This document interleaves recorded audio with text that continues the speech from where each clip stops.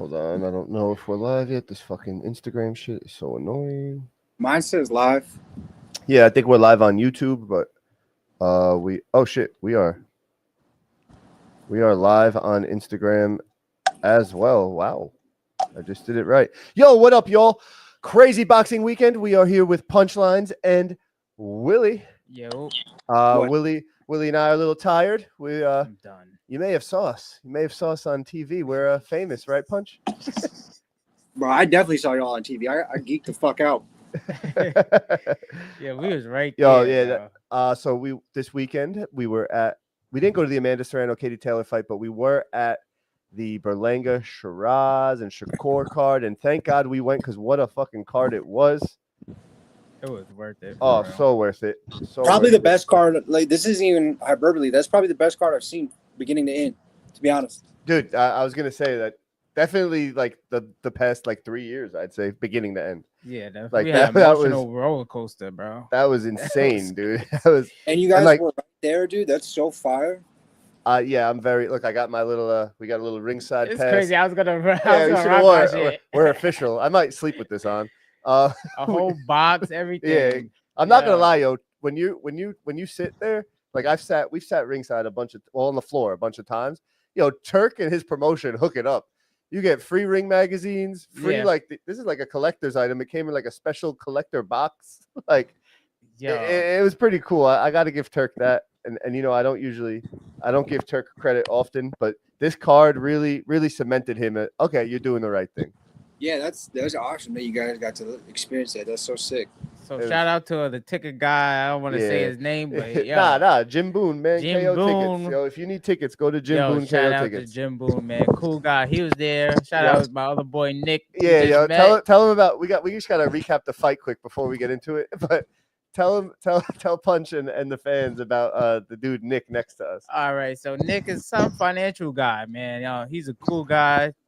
But he brought binoculars. Just, you gotta to the describe guy. him first, though. Like, yo, he's your typical like New York City looking, like well dressed, very well dressed, but like I don't want to say hipster, but like he had like not a suit, but like a half business casual outfit on. Mhm. Beige with like the brown socks, nice dress shoes, and it was hot in there. That was the only downfall was it was really hot in there. Yeah. And he kept the jacket on, like nice combed hair, like just glasses.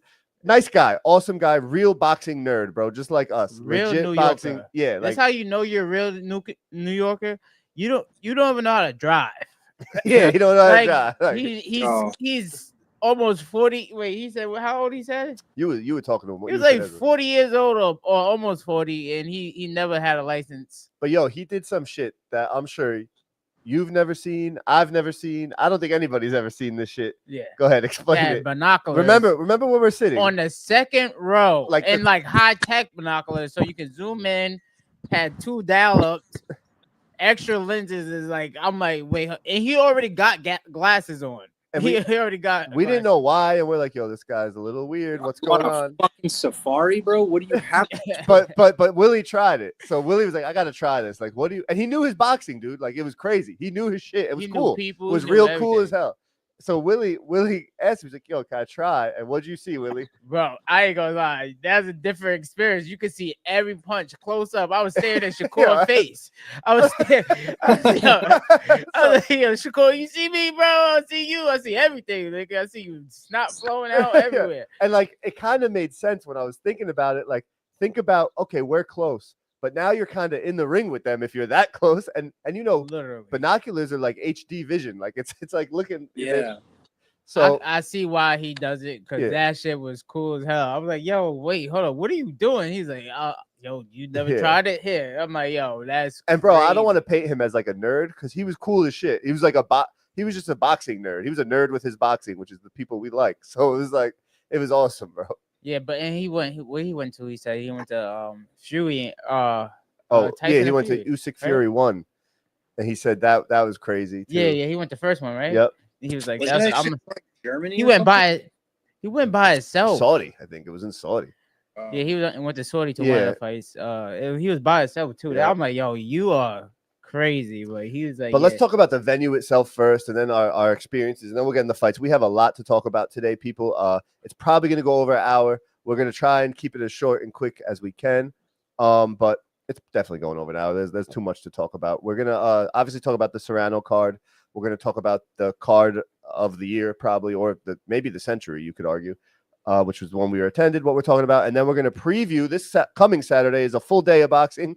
We're going to preview the main fights on those cards as well. But the venue itself for our little experience, our little field trip, Spar-Inn took a little field trip if you're just tuning in. That venue, right? At first going in, we heard about the shrinking ring. We heard all this stuff, and we're all thinking Turk's going to fuck it up. Turk's going to fuck it up. Bro, that venue, every seat I'm looking up was a great seat. Yeah. And the reason why, I guess, because when you're on a tennis court, right? Like when you go to a basketball game, a hockey game, not so much a baseball game, and that's kind of a good thing I just thought of, actually. Like any other event indoors, though, right? There's always a jumbotron coming down, and there's always blind spots. So you're not going to see it all from all the seats if you're sitting nosebleeds. Right. Dude, tennis, they had it like on the walls, right? They had the screen, like the scores, whatever the fuck you want to call it, the jumbotrons or whatever, the big screens on the walls, and there was no obstructions. So it was like a dome. You were like in a fishbowl. It was almost like some gladiator shit. Like the ring was just in the middle, and dude, I'm looking around. I'm like, yo, every seat is perfect. Like every seat, you got your money worth. Every seat. And then they did another cool thing, and I think this was like by accident because the workers there aren't used to like boxing matches, and like tennis players play tennis and leave, right? Everyone always mingles after a boxing match. Yo, they kind of just let all the fans like come on down. So like it was actually probably not cool for the fighters and stuff and the people. Yeah, it's a little dangerous. Yeah, but it was good to see like they the probably real just fans. didn't know. Yeah, they didn't know, but so. I couldn't think of two more opposite sports, to be honest.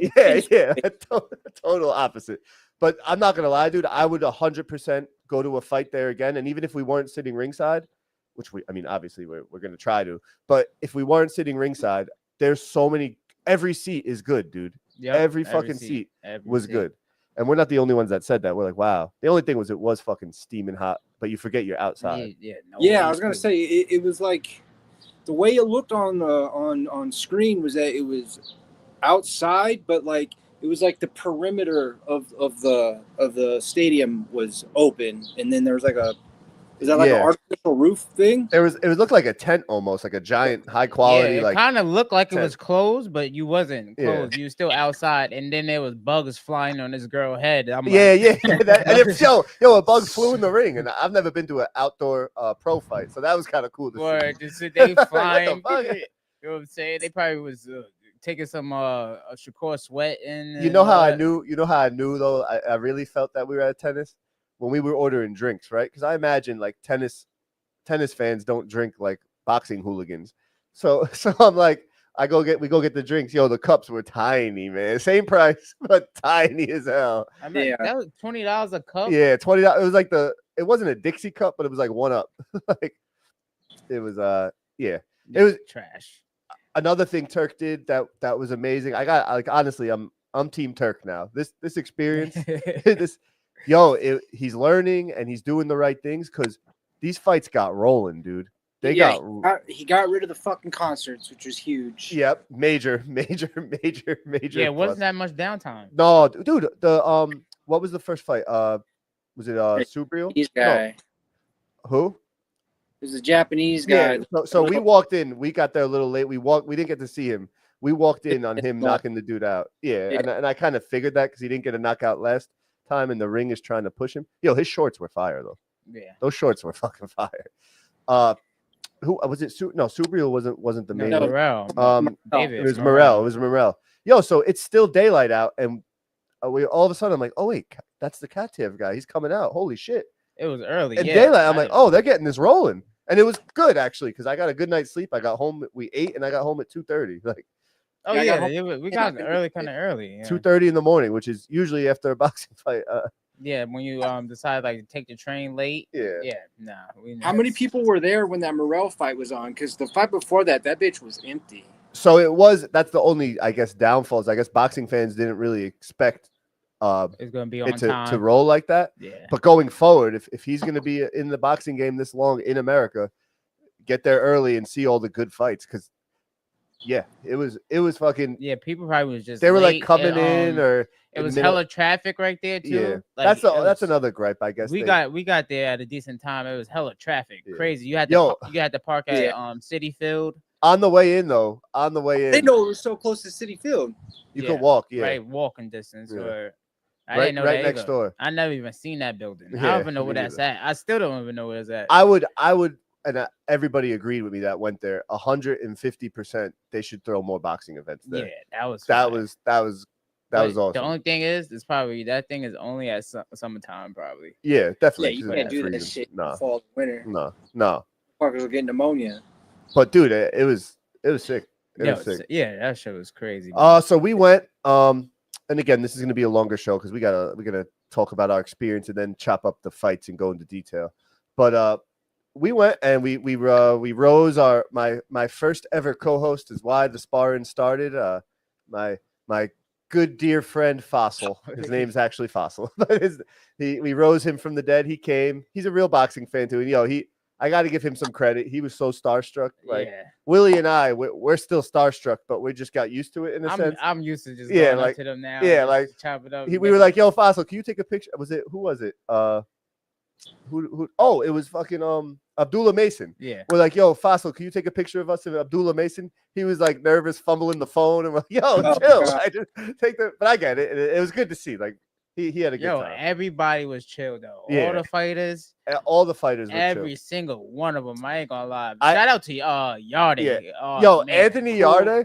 Cool as hell. I was about to have a dance battle with him. Yeah, like I'm a Benavidez fan, right? Yeah. You are too. We all are Benavidez fans. You're not a fan. No. Okay. But like after meeting Yarde, right? Like I never met Benavidez. I like that he's a dog in the ring, and I kind of like that. Like watching him fight. Yeah, that's what I'm saying. But after meeting, and I always root for the American, but after meeting Yarde, right? It's gonna be hard because dude, he was so cool. Like cool as shit. Like cool as shit. He actually said he might come on the show. Actually, the three fighters said. 3 big time fighters said they might come on the show. So that when they say talk to the managers, that's when it gets annoying. Yeah. So also too, Brian Norman Jr. was there. Yes.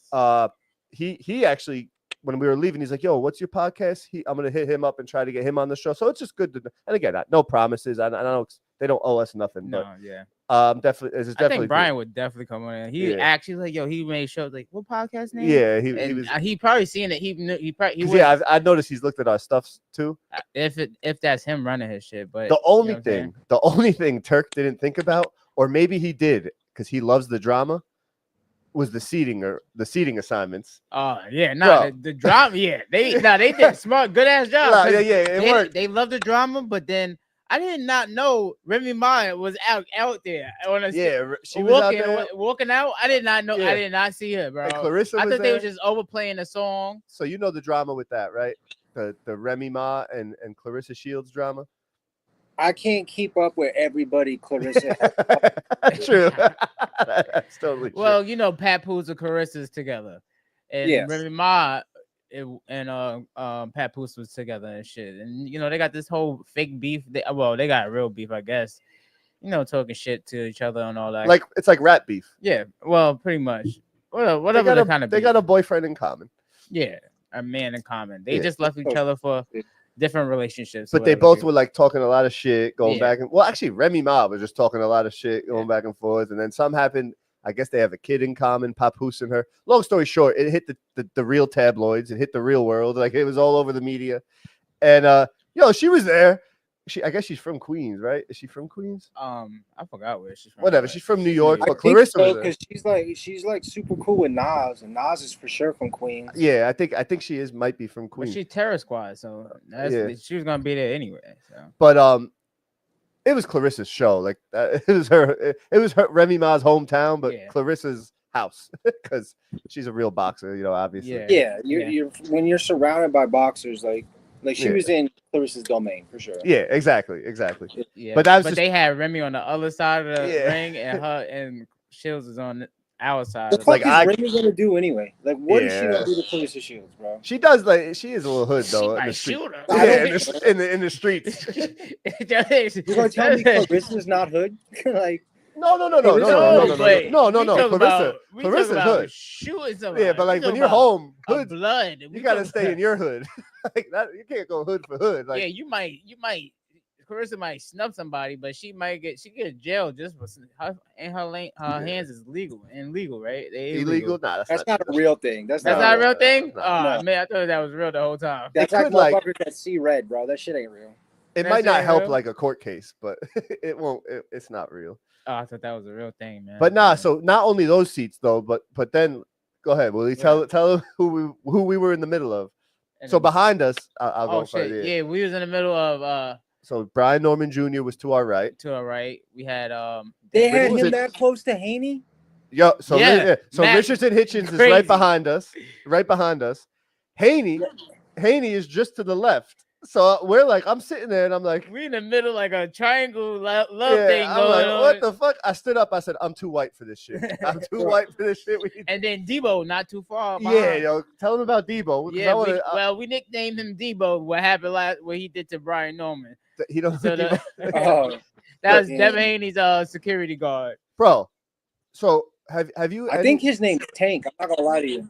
Yo, that it is. Yeah, someone said that, and I was like, wait, oh, that's Tank. I think it was Tank or Truck or Turk. Not Turk. But I did hear. I'm glad you brought that up because I forgot what his actual nickname was. His new name is Debo. But Willie called him Debo, and he asked Haney. He's like, yo, can I get a picture with Debo? And then Haney was laughing. Willie and Haney had an interaction. And he's like, you can ask him. So Willie asked him, he's like, yo, Debo, can I get a picture? And he stood the whole fucking fight. I don't know how he was allowed in there. Yeah. He stood. Have you ever seen Game of Thrones? Yeah, kind of. But you ever seen Game of Thrones? How? So let me explain it. Because this was exactly what this was. There's a character in Game of Thrones, right? She's like the, I don't know, the hot blonde princess. She actually winds up banging her brother or something, but whatever. Not Khaleesi. No, she bangs her brother too. But yeah, why are y'all watching this? This is a bunch of incest. I hate that show. But I gotta just say this analogy though because it's so good. I forget the chick in Game of Thrones, whatever. She gets this guy, right? The security guard, right? Basically, they bring him back from the dead, and his name was the Mountain before that, and he was just fucking everybody up, right? The dude that killed Pedro Pascal. Yeah, the Mountain. Yeah. He's fucking killed everyone. They bring him back from the dead, right? And his job now is just to stand there and protect Cersei, the fucking like the whatever, one of the bigwigs, to protect Cersei. That's what it looked like with Haney. This dude Debo, bro, was just standing the whole time, and he's just there to protect Haney. Mm-hmm. And then they tried to get Haney out of there. He had the gloves on with the hard plastic, like the work gloves. Yeah. I'm like, bro, in a plaid shirt. I'm like, who the fuck is this guy? He's just standing the whole fight. The plaid flannel definitely I had to call him Debo. I'm like, yeah, that's definitely. I gotta give Brian Norman Jr. props though, because he wore a white T-shirt again. And he said like, yo, I don't give a fuck. I got $1 million. I'm like, yo, bro, you need to make a white T-shirt brand. You be yeah. I've heard some crazy stories about that Tank guy. Yeah, dude, he is a. I don't want to say he's emotionally disturbed. But I'm saying, like, I would not fight that guy. Even if I knew I could beat him, I would not fight that guy. Yo, that shit was so funny because I said that shit. Devin started dying laughing. Yeah. He said, like, Debo. He's like, oh, he started laughing. Willie asked him for a picture. He goes, sorry. Devin's like, sorry. He's weird like that. He gets weird like that. He's like, yo, ask him. I'm like, yo, all right, yo. Yo, he looked at Willie. I thought Willie was about to get eaten. Yeah, that shit was crazy. I'm like, he's like. Do you think it's an act? You think he's just like doing that? Bro. He's would. Famous now, bro. He low key famous. Now. I would. He can make it a whole thing. If that video didn't go viral before with the Brian Norman Jr., I'd say it's an act. But yo, he jumped on Brian Norman Jr. quick. Like, yeah, that dude's knocked people out just for talking shit to Haney at like Top Rank Gym. I'm so glad I stayed sober for this fight. Yeah, that's crazy. So happy I stayed sober. But Devin was cool as hell. I ain't gonna lie. He was talking to us, and then he was talking with Richard and all that shit. Yeah, he was just cool. And bro. this is my problem with going to these fights, and as you could agree with this, like when we talk and give opinions, man, it's just what we see in the clips people chop up. Yeah. But then when you actually meet them as a person, so like I gotta just let that out, because every fighter I meet, for the most part, there's a few that are a-holes, but most of the fighters I meet, I'd say about 80% of them aren't a-holes. And when we talk, it's just the clips people chop up and them interacting with other fighters, so we form an opinion and speak about it. Like, we don't like him. Because I've talked a lot of shit about Haney, and he's actually somebody I probably get along with and hang out with. Like, and even him and Bill are both really cool. Yeah, Bill actually is the coolest, one of the coolest guys I've ever met. He talk wild shit, and then next thing you be like, "Yo, King," He was like shake your hand and all that shit. But so we kind of but honestly, being to a lot of fights, and then we're gonna get into the fights sooner or later, but being to a lot of fights and mingling with fighters, sitting where we sit and stuff. And I'm not like bragging. It's just, that's why we do it. It's to mingle with the fighters. Shit, it's costing me. Yeah, me too. But that's why we do it. Richardson Hitchens is by far one of the coolest dudes fighter-wise I've ever met, bro. Like, he was sitting with us, talking with us, giving us his opinion. Asking us, asking y'all opinion too. And like, bro, two guys on his radar, Tszyu versus Matias. He's watching it live with us. So it was like chilling with another belt holder, watching a live fight and getting a guy that could fight one of them's perspective was, I was in a non-gay way, I was rock hard. Like it was amazing. Like it was good. He smokes both of them. And he said and that's what he said. Either one of them. That's what he said. Either one of them. So I overheard him talking to somebody behind me. I got really big, goofy Italian ears, and I overheard him talking. Nosy ass. And they were like, "What's next for you?" And he was like, "Either Teofimo or one of these two." And that's awesome. That's good for the fight fans, man. Well, it ain't one of them two. Now we know that. What do you mean? What happened? What do you mean? What happened, bro? Turkey never. Oh, yeah. I forgot. Dalton or whatever. We'll get to Turkey punked the fuck out of Matias, bro. Yeah, that's true. Dalton fucking. Actually, we didn't. Actually, you need to explain that when we get to it, because we were there live, and it was like we didn't really hear when you're live, you don't really see them. We after every fight we went to go get drinks. Or to take pictures. That's another thing, another vantage point that I got. Y'all are, other than how electric and amazing that card was, y'all are so lucky you didn't have to listen to the commentary, bro. If I ever have to listen to Sergio Mora and Antonio Tarver again, I'm gonna fucking shoot myself. So Sergio with me, right? Sergio Mora. You're not the only one that said that. My cousin said it. I showed you the text. He's like, "Yo, horrible." And Sergio Mora will make a good take, but when it's a Latino fighter versus anybody else, I'm like, dude, come on, I get it. Like everyone has a implicit bias, but come on, bro.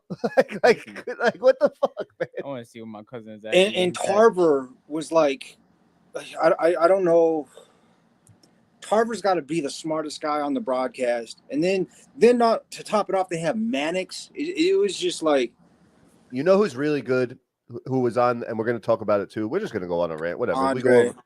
Hey, you called it. Like, dude, he is really, really, really, really good at commentating, man. He called that bum ass ref out too on the Shade Shane. I'm glad he did that. I want to see Andre Ward, Paulie Malignaggi, and you could throw Jim Lampley in there too, man. I know he rambles on sometimes, but you need more. Get Gus Bradley calling fights again. I've been forever. Go ahead. Amazing fight announcer. My cousin Justin said Antonio Tarver is calling this fight horribly. Yeah, awful. You know who's another guy? And again, I speak on him a lot. He's a friend of mine, but Steve Kim. He's very opinionated and a little forceful with it. But like when he's calling a fight, bro, he doesn't hold back. He don't care if he's your friend. So like that's what you want. Like you want not an expert, I guess an expert's opinion on like, and don't hold back. So you know who else is really good? Just last thing. Go ahead. The fighter Michael Fox. He calls these local fights that are on TV in the DMV area. He's really good, very good. I have to look him up. I thought you were talking about someone else. I'm gonna have to look him up then. No, the guy that just fought Bohachuk. Oh, that you are talking about him? Yeah. Really? I've never heard him on the announcements. So Well, he does local fights in Okay. the DMV area. Like I Okay. think it's the same cards that he fights on out there. Those the Jeter promotion ones that are like in Maryland. Yeah. He'll call those sometimes. He does a very good job. That's sick. I'm gonna have to look that up because Yeah. I didn't even know he had that to him. So that's Yeah. awesome. He's very good. All right, one more person though. We had to, saying it's very special heart to my heart. Oh God. That was sitting right directly behind. Oh me. yeah, I shared. I really like manifest that. I think because I was like, yo, if she, You were in a pickle, Willie. Yeah, you were in a pickle. I was kind of not really, because Alicia Baumgartner was right there with her beautiful self, man. She was right behind us, shook my hand. I smelled my hand afterwards. Kind of weird. I didn't want to wash my hand, but she was mad cool, chill. She was. Who else? There's a lot. Amari Cooper was there. He was in good spirits. Oh, mad streamers. Yeah. Sneeko, my boy Sneeko. I'll be watching Who's the bodega guy you talking? Oh, the Ock was there. Funny, yo. You're the only. Ock was there. You know the Ock. He be like, I've seen some of his stuff. Yeah, the dude who explains, like, he's the one that went viral for even explaining what Aki style is. Yeah. And he have everybody come in there and make their own chopped cheese or whatever they want. The Aki way. He was Aki there. Dude, this is like, what is that? Water? No, bro. This is. I'm sorry, off subject, but I'm drinking beer today. I usually drink tequila. But I was like, I haven't had beer in a while, and I'm feeling too skinny. Let me pump this gut up. I got drunk last pod I did with y'all, and I haven't had a sip since. Not even last night. I could tell. You were drunk. Towards the end though, I could tell he was like, we were rambling. I'm like, this guy. I had 4 of those cut waters and felt like shit the next 2 days. I'm not gonna lie, like I'm all over the place, but this podcast I look forward to just drinking and talking about boxing. Like that's like. It's gonna sound really, really, really pathetic. That was been like my dream in life. So whatever happens going forward, everybody's dream is to do something around like what they love the most, bro. Lame. But this is very like we're very Game of Thrones. I just realized I'm drinking Stormborn beer by Sand City Brewing Co. It's actually Long Island, Northport. I was feeling like different. I was like, oh, that's a cool. I didn't even. Are read they it. the one where their logo almost looks like a saw blade or something? Yeah. That's them. Yeah, one of the guys I was in the Navy with, he was always asking me to just send some of that shit out there to him when I lived there. Really? Yeah. Look how cool this can is. Long Island to get that for you. Yeah, that's. Let me see it. I can't see. I don't know if I can hold it close enough. Dude, you're like big on my screen. Sorry, it's a really cool can. I'll send you a picture, but. Really good beer too. Sand City Brewing in Long Island. Oh, you didn't get a drink. Yeah. That's I think that's seltzer, but grab your shit. But yeah, bro, back to boxing. Sorry. Again, we're all over the fucking place. Crazy good experience, fun time. And what made it even better was the fights itself. Let's get right into it. Actually, before we get right into it, let's talk about Friday night first. I'm not going to go over the entire female card. Listen, female boxing is what it is. It's very talented females. A lot of them have the same attributes physically. So the power, and there's a lot of equalness in female boxing. So it is what it is. The card was a little lackluster. There was one major upset we got to speak on. Willie, I called it, baby. Yeah, Willie hit that one on the fucking head. Go ahead, Willie. Tell him. Sadisha, how you say her name? Sadisha Green. How'd you not know that? I don't know how. That shit is a ghetto ass name. I ain't gonna lie. Yeah, but this was crazy because she was in there with a tough competitor. The girl was where she fought. She fought both Carissa and who else? It was she fought Carissa and Cruz Dezern. Yeah, Cruz Dezern. She fought. And dude, honestly, she fought tough people. Who the fuck is she fought? It was Clarissa and somebody else, right? I don't know. I'm having a brain fart. Having a brain fart. But whatever, just too. speak on the fight. Yeah, well, Shadeja came back. She was losing the beginning of the fight, but she definitely came back along. She came back along early in the fight, though. It was like fourth round, maybe. She started taking over, countering. I'm like, yo, she's slick. She's slick, and she was catching them early. I was like, yo, I didn't know, like, in the beginning of the fight how I was gonna like pan out because we knew how tough the girl was, but minus or no? No, plus. She was plus 400, and it end up. Some dude was like, he hit me up like, yo, I'll tell your bet, or whatever the case is. And he was like, he caught it live. Yeah, Sapr-Inn. Yo, shout out to this dude, Tapatio Combate. He started following us because when we first started, we were doing a lot of like gambling and betting. Bro, and I'm telling you, it's Tapatio. I swear. Oh yeah, same guy. I shouted him out before. I'm not gonna shout him out again. But he texted me. He was like about the picks I reposted, and I was like, oh, that's my co-host Willie. So he hit Willie up. Yo, shout out to that guy, bro. Yeah, he's cool as hell. He's cool as hell, bro. He caught it live at like he bets on boxing. Like, yo, give him a follow. He bets on boxing a lot. He don't really post much, but pick his brain. He's a boxing gambler, which is cool to see. Yeah.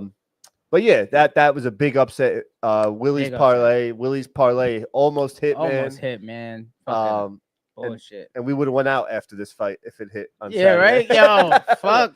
You were one leg off, weren't you? Yeah, I should have. What was it? 6 leg parlay? Something like that. I don't remember honestly now. I was just. But a 6 leg parlay with a plus 400 pick on it is crazy. And he was one off on a minus 200 and something. And we're gonna get right into it now. Amanda Serrano versus Katie Taylor 3. Before we start roasting people and giving our emphatic opinions, listen. I've been to MSG a million times. That's like our home base, right? The main room. Whether it's their fault or a combination of everything like we talked about on last episode, they fucking sold out the main room together, all right? It was no one else that sold out the main room. And they did that as female boxers. And as everyone knows, female boxing is not boxing itself is not very popular to the regular Americans right now. So the fanatics, yes. Female boxing is much lower.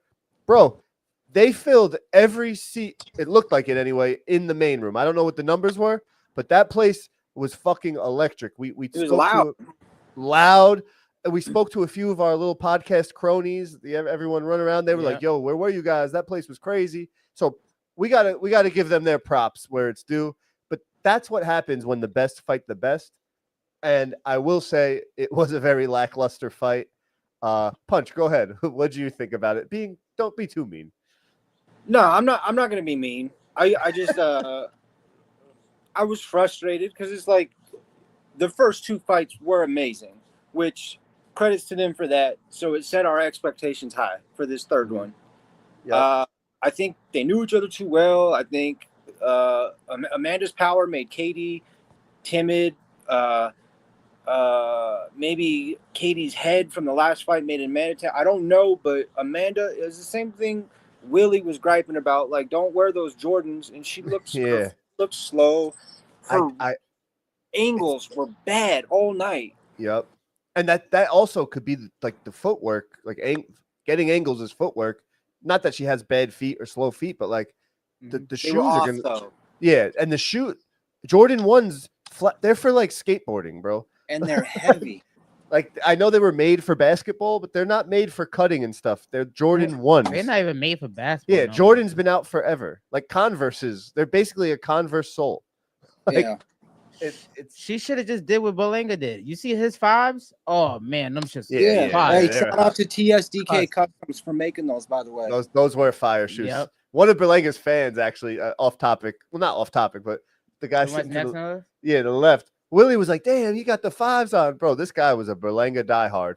He only came for the Berlanga fight. Cousins, though. Oh, was it his cousins? Like okay, it must have been somebody. Because they knew everything. They knew like where he got him from and everything, what he said. Yeah. They sat right next to us. They only came for Berlanga. Like, those are pricey seats. So, yeah, it must have been family. And then left. And then left. They were like, Willie was like, oh, damn, he got the 5s on. And these dudes were like, yo, those are the boxing 5s. Blah, blah, blah. Going on. Those are not no regular 5s. The boxing they were cool. TSDK Custom, man. He's awesome. I got him signed to Adams as well. He's going to start customizing a lot of our shoes. But he's a great dude. He's really good at what he does. Bro, that's amazing. Once we get 1 million followers, man, I want some Spar-Inn boxing shoes. Yo, he's tapped. No, he did a great job with those. Those were cool. But anyway, back to Amanda. Mm-hmm. Listen, I'm just gonna.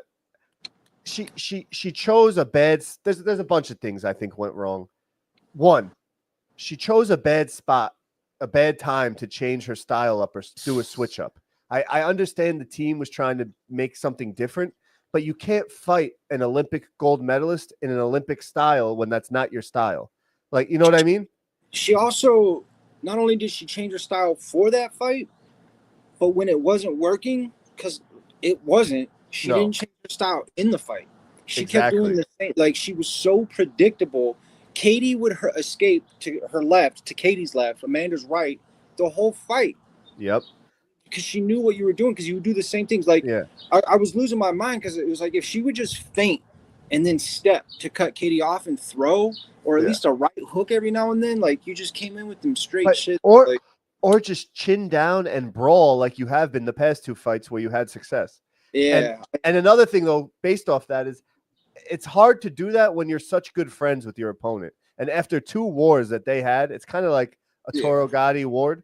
When after 2 wars like that, when you have you gain a bond. Like we went to war twice. Like I love. She literally couldn't talk shit. Yeah, like she literally could not talk any shit during the press up any of this fight. And then you add the element of how much money they've made off those 2. It's hard to get up for fights. I was so pissed off when she's sitting there trying to outbox a boxer, bro. Yeah, that's not just. It's not only a style. boxer. You moved up 2 weight classes. You're fighting an Olympic gold medalist, and you arguably, in my opinion, won both of the fights prior to that. But you took an L, and they were close. They were close. And now you're going to change your style in with something that worked and try to like outpoint her. I don't understand how the game plan turned into brawling and roughing her up to shadow boxing yourself, like you shadow boxing in the middle of the ring. I don't get. Shame on her corner too for not just throw the 1-2s out there. Or maybe they did. I don't know. But I had to watch on my damn phone. No, in the corner he kept telling her to throw that stupid ass fucking 1-2. Yeah, and dude, she was shot. Someone posted. Someone, I know you posted a funny meme, but someone posted she was shadow boxing. And again, I'm not trying to roast Amanda Serrano. I'm just calling what I saw because I do. She's one of my. She put her and Katie Taylor and Jake Paul have put female boxing in a place it hasn't been in years. Yeah, arguably one of the best Puerto Rican boxers that we ever seen. Yeah, or ever, arguably ever. I'm with you though. I don't want to sound like we're just so disappointed in Amanda because you know what? Katie was in great shape for 10 rounds, and when Amanda would get her on the ropes or in the corner, she'd fight out of it. She'd win those exchanges and then get out. So you got to give Katie her props. She's piecing them up like 4 times in a row. Like she's throwing like fucking Katie, 4 to 3. I was watching with like a non-boxing fan. He's like, dude, that Irish bitch is fucking fast.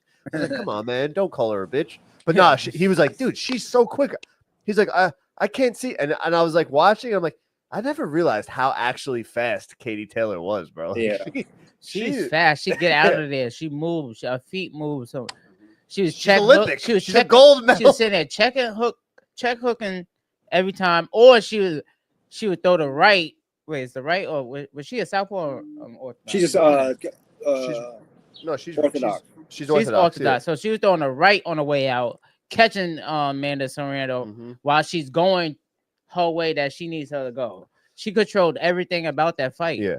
Kate controlled everything about that fight, and I feel like they just didn't want to fight no more. Like it was like they was like, yo, this last one. I think after the wars they were, and we got after Katie denied the 3-minute rounds. Amanda was like, yo, I'm just done. Again, go ahead. I was curious about that because he brought up the 3-minute rounds. The fight flew by. All of them did. Yeah, all of them. Yeah. So I was like, obviously the 2-minute round speeds up the fight, but I was curious. So I reached out to BBG. I was like, hey, if you've had a bunch of fights, like the 2-minute rounds obviously speeds it up, but does it speed your brain up too? Does it make it harder to make reads? Has to. Yeah, she was like, she was like it definitely speeds it up. She goes, I feel like if Amanda stuck to a style closer to the first two, it would have been a lot better for her. So of course, you got to brawl. But again, shout out to Baby Girl for telling me that. Tell the fans who Baby Girl is. Who's Baby Girl? Danny Ryan, boy. Team Michaela Meyer over here. Team Alicia Baumgartner. But listen, listen. Listen to that exchange we just had, though. Listen to the exchange we just had, and I want to talk about this. My wife asked me.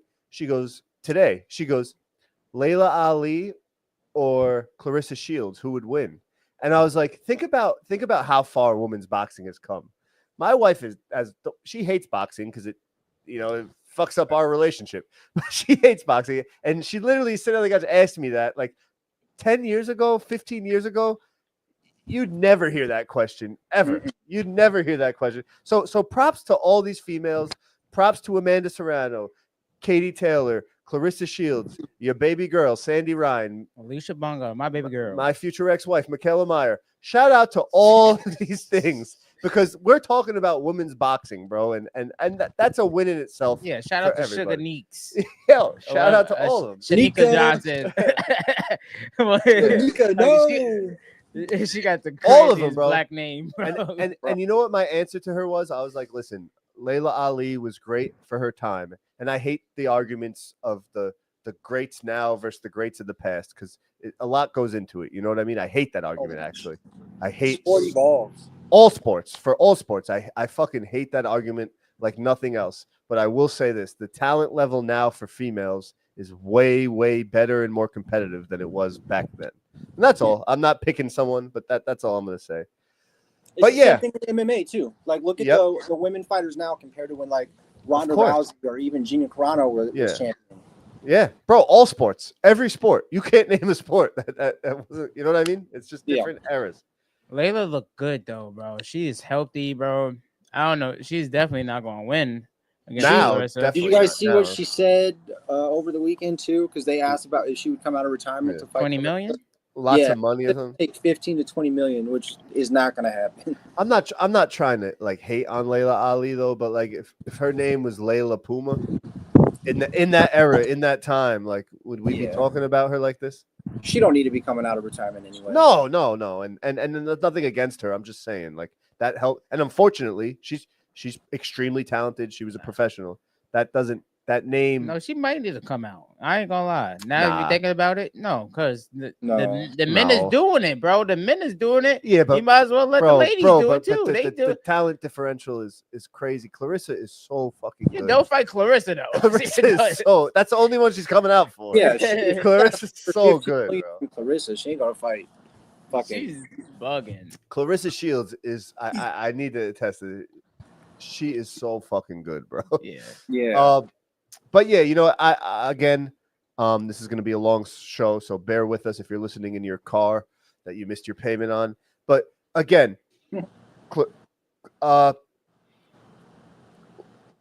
Amanda Serrano, Katie Taylor, what's next for them? Listen, Amanda dared to be great. She moved up 2 weight classes. I think she takes a long break. She has lots of money now. I think she still fucks shit up in 1 weight class under and 1 below that. I really think she still fucks shit up. And for Katie Taylor, I'm okay with her retiring. Yeah, I wouldn't be surprised if they both retired, to be honest. Or that. I'm okay with it. Unless Katie gets, what was that fight at? 147? Yeah. Yeah, unless they offer her a bag to fight like Michaela or the Chantel trilogy. I don't know though. I think it's almost time to like pass the torch in 136. I think it's time to pass the torch in a sense. Yeah, for sure. What is the weight class there though? Is it 130? I have no clue, bro. I don't even know the weight classes. Yeah. And the last thing on the women's boxing and stuff, I just want to say they should make it 3-minute rounds and just make the gloves like, what do they fight? 8 ounces, right? Just make them like 10 ounces or whatever ounce gloves women's fighters fight at. Yeah. Make them 2 ounces up. I'm okay with that. Just make them 3-minute rounds. I think make them 10 rounds instead of 12. Yeah, 3-minute rounds, 10 rounds. Not. No, I think it is. Is it? I think it is 10. I think like one fight was 3 minutes though on that card. It is 10 minutes. It is 10 rounds. So they shouldn't. I'm saying like Amanda fought 12 3-minute rounds. I'm pretty sure. Did she? I could be wrong. I know she fought 3-minute rounds once, but like the first time ever. I think I do remember that. I think that one other girl did it too on the card though. She was like on the undercard. Oh yeah, Dania Ramos. It went 12 rounds, 3-minute rounds. That's good for her, but they should just I don't know, figure something out. Make it like you're right. Make it 12 rounds. I don't know, something a little more because we've been wanting to do it though. Why you just don't give them what they want? And just keep making the best fight the best. Because listen, there's great now women athletes or women boxers. So just keep it rolling. But all right, we are now to the all men card, the real shit. Yeah. This is gonna be a long show. The real shit. Willie, get your legs ready and your ass because it's gonna be a long show. It's gonna be hurting on this fucking chair. No shit. We're already 45 minutes in. All right, let's get in. Damn, really? No, it's not your bed, bro. We had a lot. We had so much to chop up, and again, I love it. But I know we're gonna lose you during the football season, so it's okay. So we're just gonna go. We're gonna keep it rolling. Saturday night. Let's get into it. A little recap of, like we alluded in the beginning of the show, the greatest card, I think, in definitely the full card, top to bottom, last 10 years. You could argue 20 years, top to bottom. This is one of the greatest cards. Maybe you could go 30 years, top to bottom. And you know what? I want to point this out because we got that big card back in February. With which one? The one with like the Bivol Beterbiev rematch, the one that had like Virgil Ortiz, Madrimov, and like Joseph Parker and Okoli. That one. Okay, yeah. We got that one back in February. We got the New York City shit, even though it flopped. We got even the Jake Paul undercard was good. Like boxing fans are like loving the cards we're getting right now. UFC fans do not. When was the last time you heard that? Where boxing fans are getting boxing is getting better cards top to bottom than the UFC is. And you have to thank Turk for that. Because even when the fights are in Saudi, there's still some really good cards. So you have to thank Turk for that. And listen, shout out to the ring. There's a reason these ring behind the scenes. Behind the scenes, I heard some grumblings. There's a reason Dana White is dipping his toe in boxing and following the Turk money. There's a reason for that. So what are you trying to say? And you know what? UFC fans are complaining about that too. Yeah. What do you mean complaining about? Like about Dana just switching sides or? So no. So like my best friend, the one that's a comedian, he did jiu-jitsu in Vegas and he used to party with like Charles Oliveira and stuff. So he knows like a bunch of UFC fighters. So he's a big UFC fan. But he's like, dude, when we do get a good card, it's in fucking Saudi Arabia. Yep. It's like, well, welcome to the club. Yo, quick shout out to Four Corners, our guys over there at Four Corners Boxing. You know who they are. You've seen them before. They're all over the place. They go to every fight. He just said boxing over MMA any day of the week and twice on Sunday. And you know, as boxing fans, I agree with that totally. But I will say, this is no slight to the MMA fans. We're just being boxing fans. Like it's just a different sport. Yeah, I'm not hating on MMA. What I'm saying is like MMA, the product that they've been getting from the UFC for years has been fantastic. In boxing, it hasn't been. And we're finally getting a good product. And it seems like pay-per-view wise, we haven't surpassed them. But quality of cards we're getting as fans, I feel like this year at least, we're ahead of them for sure. 100%. And especially if you follow those sports. Like I'm going to speak on it later. I'm not going to try and go too crazy with it, though. I have a weird... And it's crazy. UFC fighters are changing their style. There's a lot of people is fighting up and standing up. Like, they're not even... throwing punches to the body and shit. Yeah, they throwing body punches. I forgot what last dude fought like a couple of weeks ago. What's his name? Crazy boxer. Yeah, Taporia. Crazy good boxer. Eddie Reynoso. He trains with Eddie Reynoso. Throwing the combinations in body. Yeah, they starting not to grapple as much. You know what I'm saying? So this, like, it's starting. UFC is starting to become MMA. It's like. It's like a great sport. It's like a one style now. It's starting. I don't hate whenever someone asks me, like a lot of my friends and I work with and stuff are huge MMA guys, and whenever they ask me like who's your what's it called? Whenever they're like, oh, do you watch MMA? Does your podcast do MMA? If they don't listen, I'm like, nah, I watch the big fights though. Like, of course, I tune in. I'm not like a hater. I've never been a hater. Four Corners says we love MMA too, though, and we feel the same way. Like, I don't hate a fight. Nobody runs to watch a fight. Like, everyone's watching a fight, good or bad. Like, if they didn't put this shit on the same nights as boxing, I'd probably watch more of it. But yeah, 100%. My only thing with the John Jones fight, I'm watching. My only gripe, the only reason I like boxing a little more is there's more room for strategy and less room for knockouts. And I know that sounds like a stupid thing to say, but what I mean by that is when the best fight the best, you're only focusing on one dimension. So like, yeah, and it's just they're different sports. Different so sports. The intangibles to them are different. Like different sports. MMA fans love to say like, oh well, MMA fighter would win a street fight. I don't care. I don't give a shit. That's not why I watch this. No, not at all. Legitimate craft that I enjoy. yeah. It's like I hate that. It's like comparing, and I've said this before years ago on the show. It's like comparing baseball and tennis because we both hit balls. Yeah, exactly. No. I say that all the time. Like, fucking Aaron Judge can hit a home run 400 feet. That doesn't mean he's gonna go fucking win a PGA. Yeah, no. But he might. If he learns how to serve. No, I'm just kidding. Like, no, you're right. You're right. But anyway, going forward to the fight night itself, Four Corners was there as well. All the podcast cronies were all out and about. Everyone was there. I just want to say one thing that I didn't say in the beginning. And Fossil, our friend that I started the podcast with, who got fired, he said to me, he was like, "Damn, bro, you and Willie like know mad people out here." And dude, this at this fight itself, I had people I didn't recognize that I didn't know that were like, "Yo, Puma." I was in the beer line. They're like, "Yo, Puma, Spar-Inn." So like, you never know who's listening, dude. Yeah. It's crazy. That's cool though. That's super cool. And before we get into it, I want to say something too. And this goes out to all the podcast cronies and the media guys like yourself, everybody making content, whatever. There's no other sport in New York that has less mainstream New York media than boxing.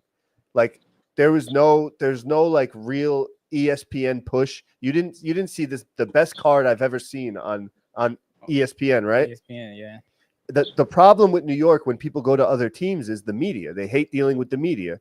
The only real like media that is always in your face, and we saw it in this fight when the fights ended, is the podcasters. It is the content creators. Like, yeah, exactly. Like, that's most of the boxing media. That's almost all the boxing media. So that is kind Johnny of a Boy cool boxing. Yeah, Johnny Boy's everywhere. Our guys, Four Corners. That everyone's out there. There was even English boxing podcasters out there from England. Like, it was cool to see shit I've never heard of because it's England, and like that was really good to see, man. And that just keeps us going, bro. We are the base. We get the information out there. We state our opinions, whether you like them or not. A lot of them hate Punchline's opinions because they're so real. They do. And they're what you're thinking. Motherfuckers hate me, bro. Bad. It's okay, bro. We love fighters too. Fighters hate me too. Yeah, but see, the thing with you is Punchlines, they got to understand, like, you're taking a comedic angle and you want that shock factor, and you're doing it, and it's extremely funny. You're going viral like every post. Like, it's extremely funny. Whatever's working is working. Shit. Thanks, bro. Yeah. But whatever's working is working for us too, and we don't really see that because I'm always going to consider myself a shitty podcast and that we just fucking sit here and drink and talk boxing. But some random guy who I never met put his hand on my shoulder while I was ordering a drink. That's why people like y'all, though. Like, I'm being honest. Like, I'm telling you, like, I'm not going to say names. I don't have to. Mm-hmm. There's podcasters out there that once fighters start to know them or once people start commenting on their stuff, like, you can tell that they're full of themselves, and it can be a turnoff. They think they become an authority in the sport, and it's never. Yeah, I would never. But I don't want to be authority. That's what they. I never in my life want to be authority of nobody. Bro, for the first time in my life, I'm on the beer line. I was ordering tequila in my little $20 Dixie cup. But I'm on the beer line. Some dude put his hand on my shoulder, and I'm like, "What the fuck? I'm about to get knocked out. Here we go again." And I look over. He's like, "Yo, Puma." He's this jack dude. He's like, "Yo, Puma, you at every fight, man. Your podcast is cool as hell." And I'm like, "Thanks, man." And then the dude sitting next to us, right? They don't follow the podcast, but they were like, "Yo, yo, I remember you. He's like, I remember you. You were at the Shakur fight. You had the heart hat on. You're crazy. You're wilding out. You're wild. And I'm like, no, you're talking about Keyshawn fight. Keyshawn. I'm sorry. Yeah, at the Keyshawn fight. And he's next to, and I'm like, God damn, I don't remember this guy at all. He's like, bro, blah blah blah. We just like, and I'm like, damn, dude, Yeah, what he the got fuck? he got kicked out with Lil TJ. Yeah, he got kicked out, man. He's like, I wasn't even with him. They kicked me out. Yo, shout out to Four Corners again, bro. They said never shitty. The Spar-Inn is legit and live. Yo, so are you guys, bro. Four Corners is they have a crew with them. Yeah, they got a go to whole every gang fight. of them motherfuckers. But let's get in. The Maniac is my boy, bro. Yo, I love that dude. You heard punchlines and everything. Yeah. Punchline says the Maniac is his boy. I can't. Yeah, bro. We like talk football, boxing, everything, bro. He's the dude. Going forward, let's get into the fights. This is again. I knew this was going to be a long episode. Willie, get an energy drink. I got one upstairs if you want. But let's get into the.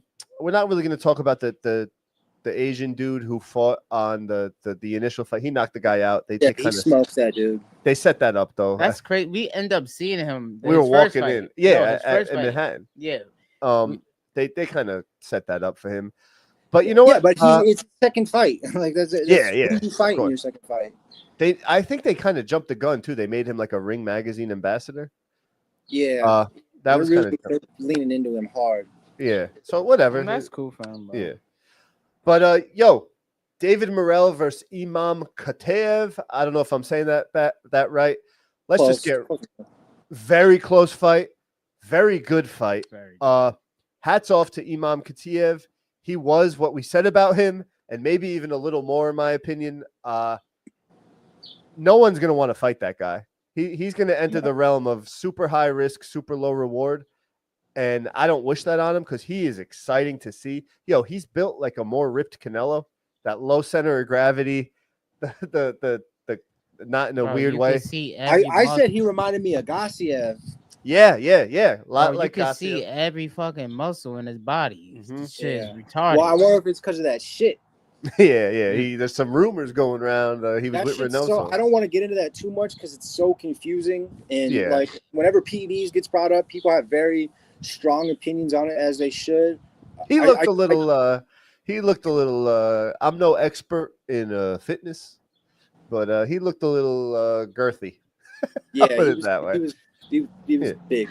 And I'm not taking anything away from him. Whatever. I thought Morrell should have been the better fighter. He lasted a long time with all that muscle on him. And then what his downfall was, he petered out. But I'm a little annoyed at Morrell because I told you. You called it. I'm a little annoyed at Morrell. He kept on saying that shit. He's like, punch called it. Yeah. I was a little annoyed at him because he's such a talented boxer, pure boxer, and he has that dancing. He's Cuban, right? Cuban style, right? Yeah. His last fight versus Benavidez, right? I was like, bro, he's a little too immature. Like he's playing around with Benavidez. What are you doing? Chill out. When he got knocked down, dude, he was doing that weird dance step. Yeah. And what are you doing? What are you doing? At the end of the round. If you didn't learn versus Benavidez, now you're versus a super high risk, low reward. I give you props for taking the fight. What are you doing? Because you just changed everyone's dynamic of the fight. Yeah, I even told my boy, I was like, bro, he's doing what Tszyu does when Tszyu thinks he's ahead or even is ahead. He starts trying to be too flashy rather than doing what got him to being ahead. Mm-hmm. And it's just fucking. It was just sad to see because he's a pure talented boxer. Four Corners just said Morrell doesn't fight to the body, and you're right. He doesn't in this fight though. With that guy's low stature and low center of gravity, it would be hard to hit him in the body. It would be hard to get. I ain't gonna lie. He was throwing some shit to the body though. He was throwing a hook to the body. Yeah. He was throwing a hook to the body. One thing Kateev did though from the first round was attack Morrell's body. Yeah, he went at that bitch hard. Oh my goodness, ringside, bro. I'm like, dude, Morrell's he must have looked at his legs and like, yo, he got woolly legs. Like Morrell got some skinny legs, bro. Yeah, he does. But I think it was more his immaturity, sticking his tongue out, dancing, getting knocked out while dancing, and shame on his corner in a sense too. Like, bro, get in his ass. Like, what are you doing? You're fighting. Oh, they did? Oh, see, we don't see that. Well, We don't hear it. Ronnie Shields did, because that's the thing. He's got a great corner. He's got Ronnie Shields and Bob Santos both in his corner. Wow, that's two very good trainers. Yeah. But Ronnie Shields got in his ass after he got dropped, but not too much after that. Bro, the way he got dropped, boxing fanatics and stuff have to talk about it because what he literally was. Go watch it again. Like we saw it live. He's lucky that shit was at the end of the round. Yeah. And he was like doing this weird dance. He was fine and then got clipped. Like, what are you playing around with him for? Like, you got to be 100%. And it was only a 10-round fight. Like, a 2-point round could really shift things. And let's go to the scorecards now. What'd you think? He was about the cards? Like the scores, yeah. I didn't like him. I don't want to say robbery because it was a close fight. But I feel like this is where I have a problem with it, right? It's the same thing with Haney Loma. Haney Loma was very close, but the one judge that gave Haney 8 rounds, I was like, there's no way. And then the judge that gave, or 2 judges, I guess, that gave Morrell 7 rounds. Somebody, at least one judge gave him 7 rounds. I was like, there's no way. Yeah. Mm-hmm. I scored the fight a draw personally, but because of the knockdown, it would have been a 95-94 Kataev. I didn't like the cards. Yo, I'm not gonna say robbery, but I did not like the cards. 4 Quarters just said the scorecards took long enough to be announced. And that's my biggest gripe with boxing. Literally, if you asked me what's your biggest gripe with boxing, Puma, I would say if everyone's scoring the fight round by round, to add up 10, like it's 10 rounds, right? So to add up all those numbers, especially in 2025, forget that, it's addition, should be the easiest, most quick thing to do. Why do scorecards take so long? Someone answer me. Why do scorecards take? It should be a set time. A bunch of bullshit. It should be. On. If Turk wants to really affect boxing, you guys have 30 seconds to add that up. If you don't add it up, the fight's a no contest. Like we got to reach out to somebody who does judge. Like if they have a social media presence, there's got to be a process or something. Like they probably have to get it checked by the commission or by the sanctioning bodies to make sure. Like maybe a ref. I know a few refs. I might like a few pro refs, big names too. I'm not gonna name them now. They told me never to, but maybe I'll fucking hit him up and be like, "Yo, what the fuck."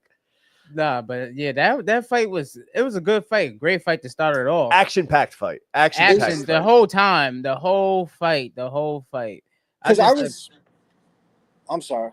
Go ahead. Don't be sorry, bro. I was talking about the Japanese fight, how it was like empty and shit. I was like, damn, bro. But once those two like started fighting, it didn't feel like it was empty. It was loud. It was still pretty empty. Yeah, it was just such a good fight. Empty. You couldn't tell on the broadcast because it was like the crowd that was there was loving the fight. Yeah. Nah, everybody was loving the fight. You can't not love a fight like that. And again, that to open it up, and he kept it rolling. I'm pretty sure a lot of people didn't know who Kataev was. So no, they was like, yo, they heard of David Morrell, and he was getting David works, and I felt like Kataev pulled it off, but he said Morrell went blonde and got dropped. Yeah. Bro, he was fucking dancing. Was that Joe Budden line? Like, I smell something fishy. There's a con in the air. Put a streak of blonde in your hair. Yeah. I'm like, what? I saw that, and I didn't see it live. When you're live, you're mingling. We're starstruck. We're looking around. Too much. I saw it on the replay. I'm like, he was really dancing like that. I knew I saw the drop, but I saw it right away. Like he was fooling around like that. What the fuck are you doing? Yeah, dude? He wasn't ahead enough to start behaving like that. No, or you're versus a game hard puncher and you felt his power. Like, what are you doing? Whatever. Experience, bro. I didn't like that fight coming off of Benavidez' loss. Yo, you said that shit too. You called that. That was good. You called a lot. I thought he was like, this is a tough fight for him to come off that fight into another fight. Not a good look for him. When you saw us on TV and you got all giddy, just know I was thinking of you because I was like, damn, Punch called that one too. Punch called that one. Yeah, I was looking for you. I asked Puma to send me a picture, Willie. I was like, yo, send me a picture of your vantage point so I can look for y'all. And like he never responded. I was like, he's at the fight. And then sometimes it wasn't on purpose. Yeah, I didn't think it was because sometimes when I go to live events, like even football games, I have like no service. But Yo, none. Willie That's had me. none. Willie had none. That's me. Yeah. There's issues, bro. it's fucking All right. crazy. Like, what I'm paying all this money for? So right after that fight, Turk did another good thing, kept it rolling. Boom. Here comes Alberto Puello. Yeah. And I'm like, shit, he's coming out already? What the or did Subriel come out first? I don't know. Whoever came out first, I'm Matias like, Subriel came out first. He was the champ. yeah, Matias. The crowd with the Puerto Ricans. It was a Puerto out Rican there. crowd. The Puerto Ricans were It's out. New York City. Puerto Ricans was outside. He comes out, up close and personal. And I said this one thing I was right about. I was like, yo, he's really like long and big for dude up close. I don't know how that guy makes 140. Oh, you talking about Puello. Yeah. How the fuck he makes 140 is crazy to me, dude. He is a big He just dude. remind me like one of them uncles that just be skinny and tall. Just dude, but he's skinny all jacked his too. life. He's type jacked. Well, because he boxed. But I'm just saying, Yeah. like, one of your uncles just be like never can really gain weight. Dude, A lot of Dominicans are brolicky like that too. Yeah, like lanky brolic. That's why they're good at pitching in baseball. Yeah, It's for like, sure. Like seriously, they're just tall, lanky brolic. He was a big 140. Then comes Subriel I'm all over the place. Yeah. Nobody was cheering for Subriel. Puello comes out, big ass. No. dude. I thought people were chilling or cheering for Subriel because he's Puerto Rican. No, that's what I'm saying. That's what I was saying. No, they were cheering. Fair. They were cheering for Subriel. They weren't cheering for Puello. Yeah, they was booing him. They were booing Puello. But Puello, for some reason, I thought Puello came out first. That's why I went on that rant just now. Sorry. Nah, the champ come out. Last most of the time. You're right. Again, whatever. Into the fight itself, Subriel Matias, man. If he can't hurt you, it's not going to end well versus a boxer. And you were right. That's when I thought you again, Punch. He was like he called it. Well, I definitely called it too because I said, well, it was a boxer. He's going to outbox him. Yeah, really. Movement. I like him. So, but yeah, but he didn't turn enough. He put himself on the ropes and fought off in the corner. That was the dumbest shit. We was kept on saying that shit too. Like, yo, get off the ropes. Yep. Like, why are you on the ropes just sitting there taking mad punches? But then he started turning them later, and that's when he started winning rounds. And in the second half of the fight, one thing I noticed from both, where I was like, and he was right behind us, Hitchens. I was like, nobody's throwing a jab. Hitchens' jab is fucking amazing. Nobody's throwing a jab, and if they did, it was like a weak, muffed jab. Like nobody's really throwing like a real jab. And I looked at Hitchens, and I was like, yo, nobody's throwing a jab. And he's like, I got a jab. And I was like, yeah, bro. So and he knows how to turn. Yeah, and Hitchens he's smart. Like he's smart in there. But again, the thing that Matias got away with Puello that he wouldn't get away with Hitchens, and I was saying this during the fight, I was like, he throws so many punches, and you can't tell if they're landing or not. So you just got to assume. And when you're throwing punches and the other guy's sure landing but throwing less, it confuses people. Yeah, that's what Shakur like too. Mm-hmm. Yeah, that's why I had things to say about that. But yeah, that's the same thing I got from Shakur fight too. That so many punches being thrown, you don't know that he's getting touched, but we don't know when or which ones actually. I'm gonna touch on that too when we get to it. And well, because I had a different, like y'all were ringside, so you guys have the ringside angles, the same angles that the judges have. So it's like maybe sometimes you can't tell on TV. I was like, bro, a lot of these are just like hitting gloves, hitting arms, or not at all. 100%. Look, even inside, even on ringside, it still look like that because you got people in front of you, you got people sitting on the ring, you got people right there. You still can't really see everything. No.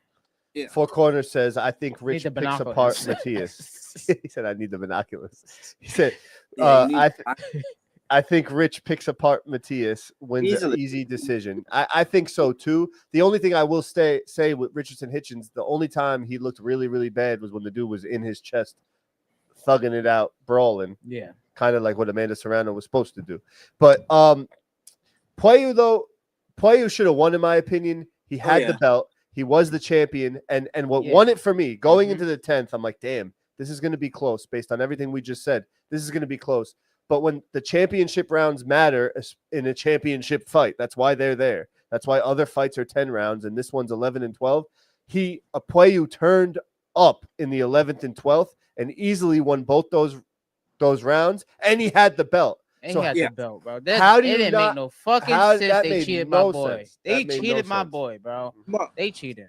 Going into the 9th, Mora was saying like Pueyu needs to do something. Matias is running away with this. I got him up 6 rounds to 2, and I'm like, what? What the fuck? What? We didn't hear that. Like what? Yeah, you're lucky you didn't hear that, bro. And it wasn't the only time he did that on the broadcast. I'll get more into that later, but I was like, how do you? Because right after that, they showed the unofficial scorecard for Mannix, and he had it 4 rounds to 4. And he's like, nope, I don't agree. Yeah, good on him, because that's. And then this is how stupid Mora is. He said Matias had won 6 rounds, and then at the end of the fight, he said Pueyu won. I'm like, how? If you already gave Matias 6 rounds, he's just yapping. That means this is insane, bro. I was pissed at that scorecard, bro. I was pissed at the results. It was stupid because I feel like my son was boxing. He was doing his thing. I know, but Matias nonstop pressure. I will say, in real life, that was crazy. I'm like, this guy don't get tired. Was that cut from a headbutt or was it a real cut? It was probably both, but that that man do not get tired. Comes straight forward. I'm like, I was getting tired of watching him coming forward. He showed. I know his chin's been questionable. He has been down. He showed good grit and good chin in this fight too. I'm not taking anything away from him. I just. Richardson Hitchens was right behind us and talking to us the whole time, whatever. I think he's glad Matias won because Pueyu would have been harder. I'm not saying a problem, but would have been harder. And I think he alluded to that too while speaking with him. He's like, yeah, I'll get him out of there.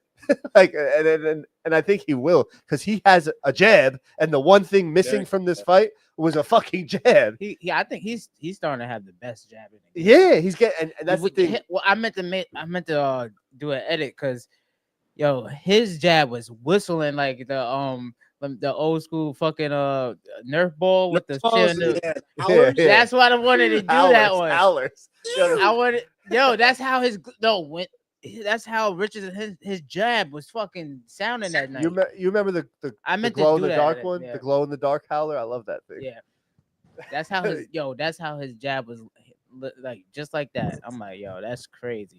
I can imagine what it sounded on TV, but that was for me, all the fights were great. It was great to see Shakur, but Pueyu versus Matias was the most fun for me because we had Subriel, who possibly, and again, you can get into it right when I'm done saying this, possibly could fight one of them guys who has a belt, like annotating the fight with us. That was cool to be a part of, man. That was cool. That is sick that you got to do that. Like, you're sitting next to another champion in the weight class. That's bro. You got the best seat in the house at that point. It was fucking amazing to me, and I'm just looking. He tapped me on the shoulder. He's like, "Yo, what do you think? Who you got?" I'm like, "Excuse me, hold on." Who do you think is winning? I'm like, "Excuse me, hold on. I'm about to pass out right now." And I'm like, "What the fuck is going on?" That Drewski meme? Yeah, me. He literally put his hand on my shoulder. He's like, "Yo, who you got?" I'm like, "My name's Puma. How you doing?" I'm like, "What the fuck is going on?" But no, it was really cool. Great fight though, nonetheless. We could pick it apart. A majority of people think Pueyu won. I don't know where that Matias. I had Pueyu winning. When it was close to 10, you could make an argument for either side to 10. I had it 7-5. I didn't have it like a blowout. I had it 7-5. Yeah, but 11 and 12 matter, and he has the belt. So even if those rounds are close, you gotta take the belt. You know what I mean? And I think that's forgotten. That's where I disagree. I'm on record vehemently against that. I don't like you got to beat the champ to be the champ. Like it's not a written rule. That's not real criteria. That's just like something that fans kind of made up. I feel like once the fight starts, the belt doesn't matter. You got to judge the fight as the fight. No, and that's I agree with you. But like, why do they have championship rounds then?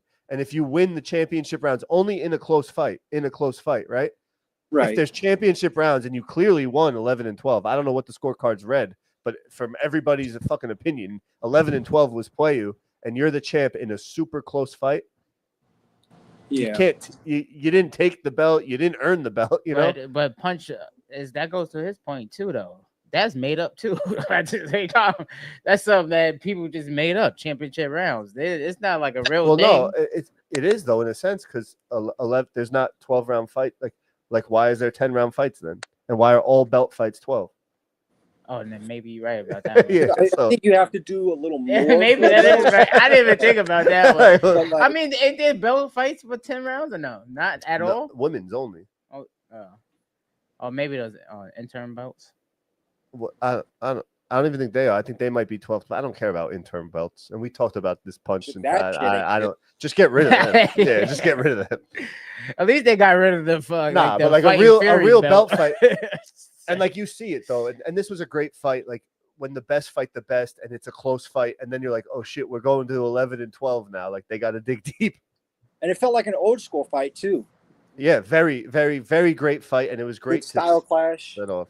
Whatever. And again, I don't hate Subriel Matias. I think he's a dog. The guy has literally put people in graves, and I know he don't like to talk about that, but he's a dog. I just think I don't hate him, but I hate on him because I don't like his style. Yeah, there's so much wrong with it. Holes. Yeah. And that's what I meant in the beginning when we started the segment. Like, I feel like that's why Puello didn't win because they don't like his style either. Like even though he boxed, they don't like him as a champion. The one thing I didn't like that Puello he don't get no respect as a champion. He's clearly bigger, right? He's bigger than every 140 guy. He backs up a lot, bro. Like he backs up way too much, and like inches a lot, bro. Yeah, and being that big in the corner to a judge's eye, not ours, in this fight, it could look bad, you know. Like this is a big dude being backed down by a smaller guy. He had a lot of energy in that 11th and 12th round for somebody that's on his back foot the whole time. I'm like, yo, how he have so much energy? He's on his back foot the whole fight, and he still had energy. I was saying that to Fasu. I'm like, yo, he still got energy. Watch, he still got energy on the back foot is the whole fight. He's big too, but whatever. Again, so who we missed the broadcast. I know I saw something on social media, and we'll try and wrap this segment up quick. And we saw the dude too. That's the crazy part. We saw him walk right past us. I'm looking at not know who he was. What's his name? Fucking the English dude.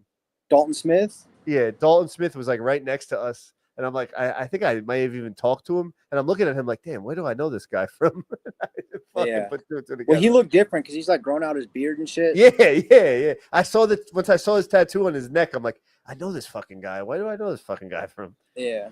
But what happened? What happened in the ring? Oh, I think Mannix was the one doing the in-ring interviews, and he asked, he's like, Dalton Smith is ringside. Would you be interested in fighting him next? And Matias gave the typical answer that all fighters do, like, yo, I got to talk to my management and we'll see. And then Turkey goes, no, my friend, you will be fighting him next in November. And I was like, we were like, damn, bro. He just punked the fuck out of you. Yeah, that's crazy. That's what happened? Yo, I did not know that happened, bro. That's and then crazy. Later on in the broadcast, they also brought up this. Turkey said that Alberto Puello, because the fight was close and questionable, would get his opportunity to fight the winner between those two as well. Oh, okay. I mean, that's good for him. But damn, that sucks for Richardson Hitchens. What the fuck? I don't know who they're going to get him. That's crazy. He's not going to fight Russell. I'm not going to say he's going to fight Russell. I'm saying I don't think PBC is going to let Russell fight him. The easiest fight to make in boxing right now, with what's going on with Tszyu and Top Rank, is Tszyu Hitchens. They have the same manager. Tszyu wants to take that fight because of the market. I could see him using Hitchens' marketability as a reason not to. I actually, when I was speaking to Hitchens, I was like, bro, you and Tszyu in this arena right here, maybe like an early fall, that'd be crazy. It has to be in New York. Like, you know what I mean? Like, and like him and Tszyu in that arena. Yeah, that would be crazy. Queens, yeah, Brooklyn, damn near. Because and again, I'm going to talk about Tszyu for 2 seconds, and I'm going to change topics. How the fuck? But remember what we said on the ride home? I was like, bro, Tszyu, like we look at these fighters in the crowd that approaches them. Tszyu gets mobbed, bro. He really is popular. Oh, yeah, he gets mobbed at these events. Like, so him in New York, that would be cool to see. But moving forward, let's just keep going. We're already like an hour and 20 in, but it's all good. What should have been the main event on most people's opinion. If you peep his shirt right now, I peeped it. I see That's Shakur. a nice shirt, man. Yeah, that is nice. Mhm. I peep Shakur. There's always critics. Real quick, not to cut Go you ahead. off. I'm so sorry. I don't care, bro. Don't say that. It makes it harder to edit. Just go. But Cut me off. thanks for playing shirts. I knew he was got me gonna- onto them. They used to make shirts after the fights when they would happen, the main events, the big main events, the big fights with like quotes around the narrative Right of the fight. You know, I got one on right now. Artur Which one Beterbiev. Artur oh, the Beterbiev. greatest hits one. Yeah. right now. I'm I'm not going to Thanks stand for up and playing. show you the back. Yeah. Thanks for playing. We'll be making a Shakur Zepeda fight with the Tom and Jerry thing. That's awesome, and I hope Shakur loves it. I hope he loves it, and I'm sure he will. Actually, Willie had on, and we're gonna get off track I again. had the 'cause Zaybop. yeah, he had, and who comes walking by? Zaybop, and who yells at Zaybop? I guess they're good friends. Hitchens. Yeah. Hitchens yells at Zaybop, and he goes, "Hey, fuck the Queen Moses," and he looks right at me, and I'm like, "I didn't do it. I didn't fucking do it." I'm like, "What the fuck?" but nah. Yeah. Thanks for playing, man. Again, the best shirts they make are those fight shirts. Yeah. And Done them in a while. yeah, they have. Keon was like, "Yo, nice shirt." Yeah. Yeah, he's like, "Yo, that's a See, nice you shirt." I heard was like, that? "Yo, when you get I didn't yours," even know that. I'm like, "Yo, when you get yours, I'll buy it definitely." He's like, "I already Who got said mine." that? Keon Keon Davis. Oh, nice. Yeah. There's Yeah. fire. Yeah. So that was another thing that was cool to see, that the Davises finally showed face. I like to see that. Yeah. Sly Tendency said switched from Instagram. That shit was whack. Yeah. Sorry, I got a notification. They said Instagram was messing up, but I don't know what's going on with that. But yeah, we're on YouTube. So thank you, Sly, for sticking around. The fight itself, there's always critics. We're talking about Shakur versus William Zepeda. Should have been the main event. Everyone kind of agrees with that, but whatever, it is what it is. It was a great fight, great card nonetheless. Shakur shut everyone up, in my opinion. I know Willie and you are going to go at it because Willie has a different opinion of what he saw, but Shakur did things in this fight that really silenced a lot of his haters and critics. Mind you, Willie did have Shakur winning the fight, Yeah. but he just saw something different. I thought Shakur pitched a shutout. I thought he showed. You don't think so? No, I gave Zepeda like 3 or 4 rounds. Mind you, I missed a lot of the fight because What the fuck you missed the fight for? you know why 'cause- I'm. How a whole lot of ass was in your face. Clarissa Shields was in front of me at the time. She kind of never. I'm not gonna blast him like that, but she kind of got someone to move their seat, and she sat right in front of me, but she did not sit. And I tell you what, Clarissa Shields has a very, very nice, and never mind. But she was in front of me and I couldn't see because there was a whole lot of stuff in my face. And she's a real fan of Shakur, bro. Like, she's an actual fan of Shakur. And I love Clarissa Shields because I had the Spar-Inn hat on, and that's when I was all over TV because they kept putting the cameras on Clarissa walling out, and I'm like, try to get in the camera time. Well, I had a LaCroix. My phone was on the floor because it was charging, and I'm just like, when my favorite fighters fight, I get so nervous that I can't like move around. So, like, I sit down, I like hook my leg and shit like that, or I'm like, my hands are like clasped and shit. And then I see Puma on the screen. I'm like, oh! I'm like, well, it's like one dude and his 2-year-old kid. And I'm like, this is my boy. It's my, like, I'm like spilling fucking popcorn. yeah, thank you. By the time I pick up my phone to take a picture, like, he's off screen, and I was like, damn it. Bro, we are gaining ground. And again, this goes back to what I started with. And not that we're like famous or anything, but like random people were DMing me on Instagram that I don't know, like at the Spar-Inn account. And they're like, yo, bro, I just saw you on TV. And I'm like, hey, like, what's up? But yeah, so I did miss a lot of the fight, but it was a nice view right in front of me. Yeah, it was a great view. I don't know, man. Shakur to me was perfect in this fight. He fought. He was interacting with the fans while fighting. He was looking ringside at us. This was another cool thing. Him and Hitchens were talking. So like, he was talking to Richardson Hitchens. He's a big fan. And this is one thing, and I'm going to stop hyping him up and I'll let you guys go. But I'll say it later. Go ahead. I want to hear your guys' takes. Willie, Well, let Willie go first. Let Yeah. Willie go first because Willie saw something a little different than what I saw. I saw a shutout. I wasn't expecting this from Shakur at all, bro. He shut everybody up. He sat there. He sat on the ropes, but a little bit too long though. He was tripping with that. Yeah. But other than that, he fought great. Fought a fight that nobody thought he was gonna fight. But with all them punches was throwing, he was getting touched a lot more than we thought he was getting touched. Like I know he said he got caught off balance and all that, a couple of stuff. Like a lot of, you can't really tell, like really what's hitting with that Philly guard because he got this right hand up, but what was that? His left hand maybe was hitting more than anything else, but these hooks to the bodies probably wasn't counting at all. Because Zepeda hooks wasn't counting at all because he got the Philly guard. He's protected here, protected on the arm and the gut. Can I interrupt you real quick though? I just want to say one thing, and this goes for all the fighters out there, anyone that listens, whatever. That's how you do a Philly shell. Yeah. Everybody else is trying.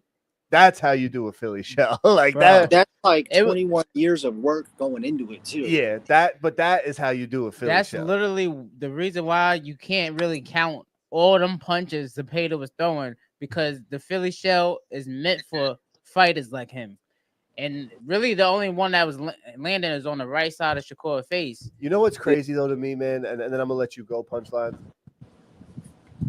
This was the most Shakur has ever gotten hit in his career, ever. So this was his toughest fight and the worst he's looked technically from a punching standpoint in his career, and it's the most he ever got hit. According to CompuBox, Stevenson's previous 11 opponents only have landed an average of 5.4 punches per round, and in this fight alone, Zepeda average landed was around 23 per round.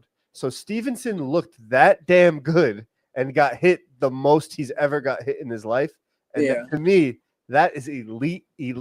Bro, that's shit. Only good because he sat there and wanted to fight that fight just for some fake ass fans. You know what I'm saying? But I'm saying, it's just like he did that for people just to judge him anyway.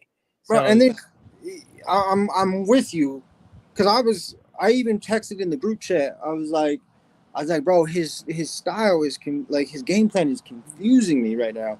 And Foreman from Pay the Toll was like, yeah, but he's winning. I'm like, with these last two scorecards, bro, I don't know if he is. Yeah, that's true. That's a good point. That's what I was saying. I think he is. I see he's winning, but I was nervous because I was like, the same thing with Matias. Like, Zepeda was throwing a lot, but he really, a lot of times, a lot of that shit looked better than it was because he wasn't. There was one time in the fight, I swear to God, he threw 20 punches with Shakur on the ropes. One of them landed, and I'm not even exaggerating. Yeah. Sometime in the second half of the fight. Hitchinson said something, and I wish I wrote it down because I was like, damn, dude. Because I turned around and I was like, you know who they used to say that about? But Hitchinson said something. He's like, he's so damn talented and good. He's almost boring, but he's not boring. Something to that effect. And I turned around. I was like, you know who they used to say that about? Floyd Mayweather Jr. And then I something hit me, and I'm looking around, and I'm like, there's three people in boxing right now that your favorite boxer is their favorite boxer, and those three people, males, are Shakur, Terrence Crawford in America, Shakur, Terrence Crawford, and Gervonta Davis.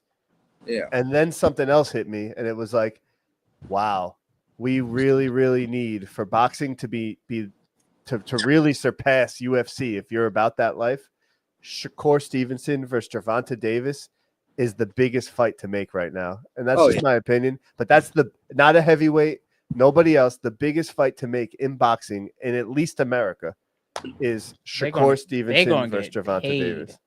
Yeah. They're going to get paid. Oh, yeah. Easily.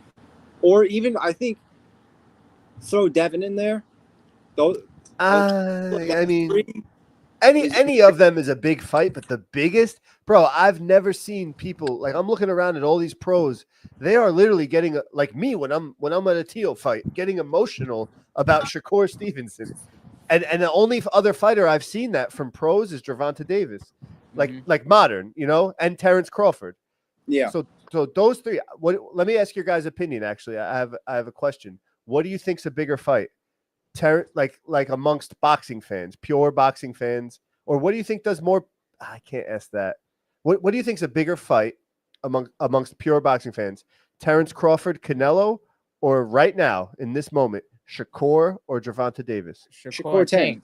Yeah, for sure. Right? Think about that. They're in their prime and they're in the same weight class. In the same weight class it's not going to be no. Oh, he went up in a weight. He did this and he went up two weight classes. The fight. It's not going to be. It's no if like this is who's the best in a weight class. So you know what? Shakur's about to make a lot of money off this fight, though. And again, I'm diverting a little bit to the future, but if he takes Kid Austin, right, and he beats Kid Austin decisively, no matter what he does in that fight, I think Tank is going to have the rematch, and he's going to win. I believe he's going to even with what's going on with him criminally, I believe Tank's going to win. He ain't do it. I believe Tank's going to win, right? Tank is on his way out of boxing, it appears. He's alluded to the fact that he doesn't want to box much longer. He's having all these issues going on in his personal life. But it's crazy when you say that how he's feeling. All other fighters is saying like they feel what he feel. Yeah, that's crazy. Tszyu said it. Hitchison probably, I think he said it on a podcast. I know Keyshawn on a podcast said it. Feeling it. And then Shakur said it the other. But again, I don't want to go into a Tank rant. I'm just saying this is a good route for Tank. He has the rematch, tough rematch. I think Tank's gonna do his thing though. He's gonna be the highly favored. Now, okay, I'm on my way out. I got a lot of stuff going on mentally. I'm not in a happy place. I've done enough in the sport. Let me get this money versus Shakur. Win or lose, that's life-changing money. Yeah, that would be it. The only problem is he's already he's so loyal to Al Heyman. And honestly, he's too valuable to PBC for them to let him fight anywhere else. Shakur would have to go to PBC for that fight to happen. And it's crazy. He said he was willing to do that just to get it done. And I think if Turk's hand is in the pot and a few fights happen before that and he does as good as he did on this card, nobody's going to say no to that money, man. I had one fucking idiot comment on my post because my boy was like, we need Shakur versus Tank. And I was like, if it doesn't happen, it ain't Shakur's fault. Somebody was like, oh, it already was Shakur's fault.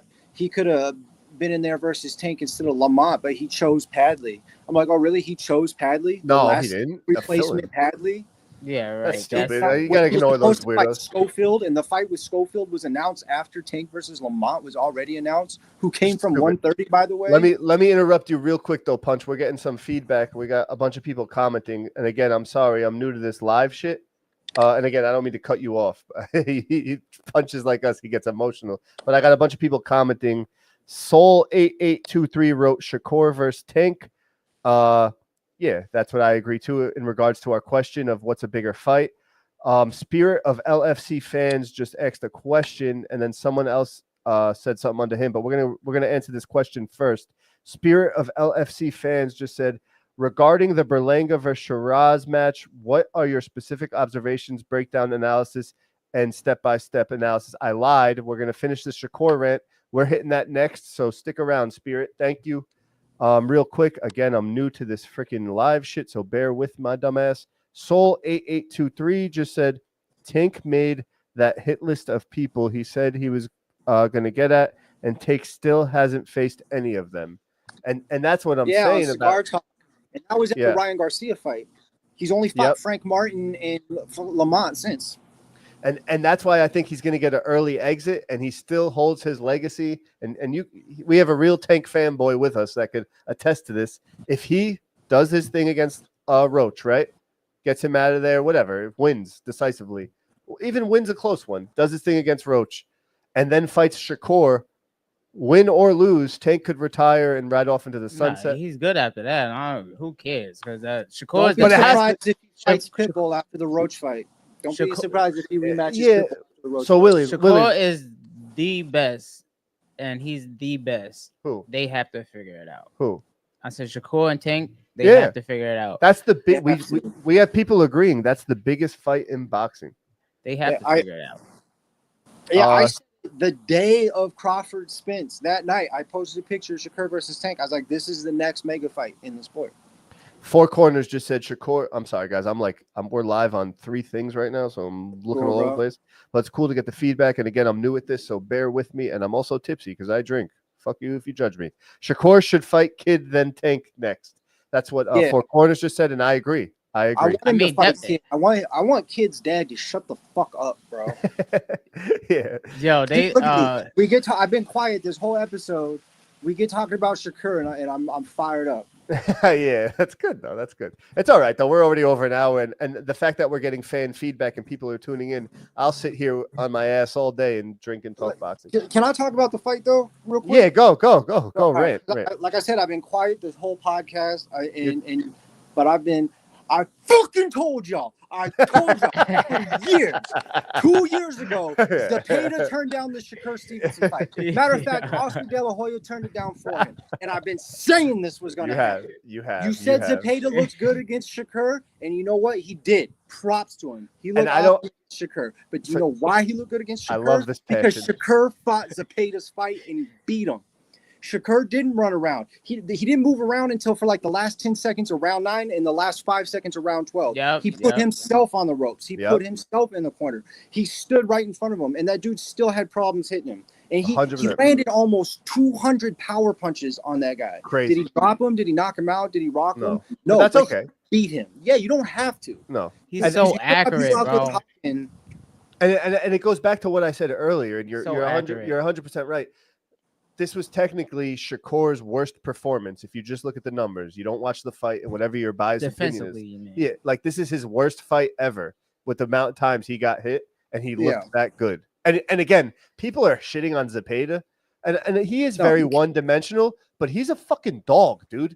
And Zepeda did not stop throwing. Willie looked at me during the fight and he went, dude, this guy does not stop throwing.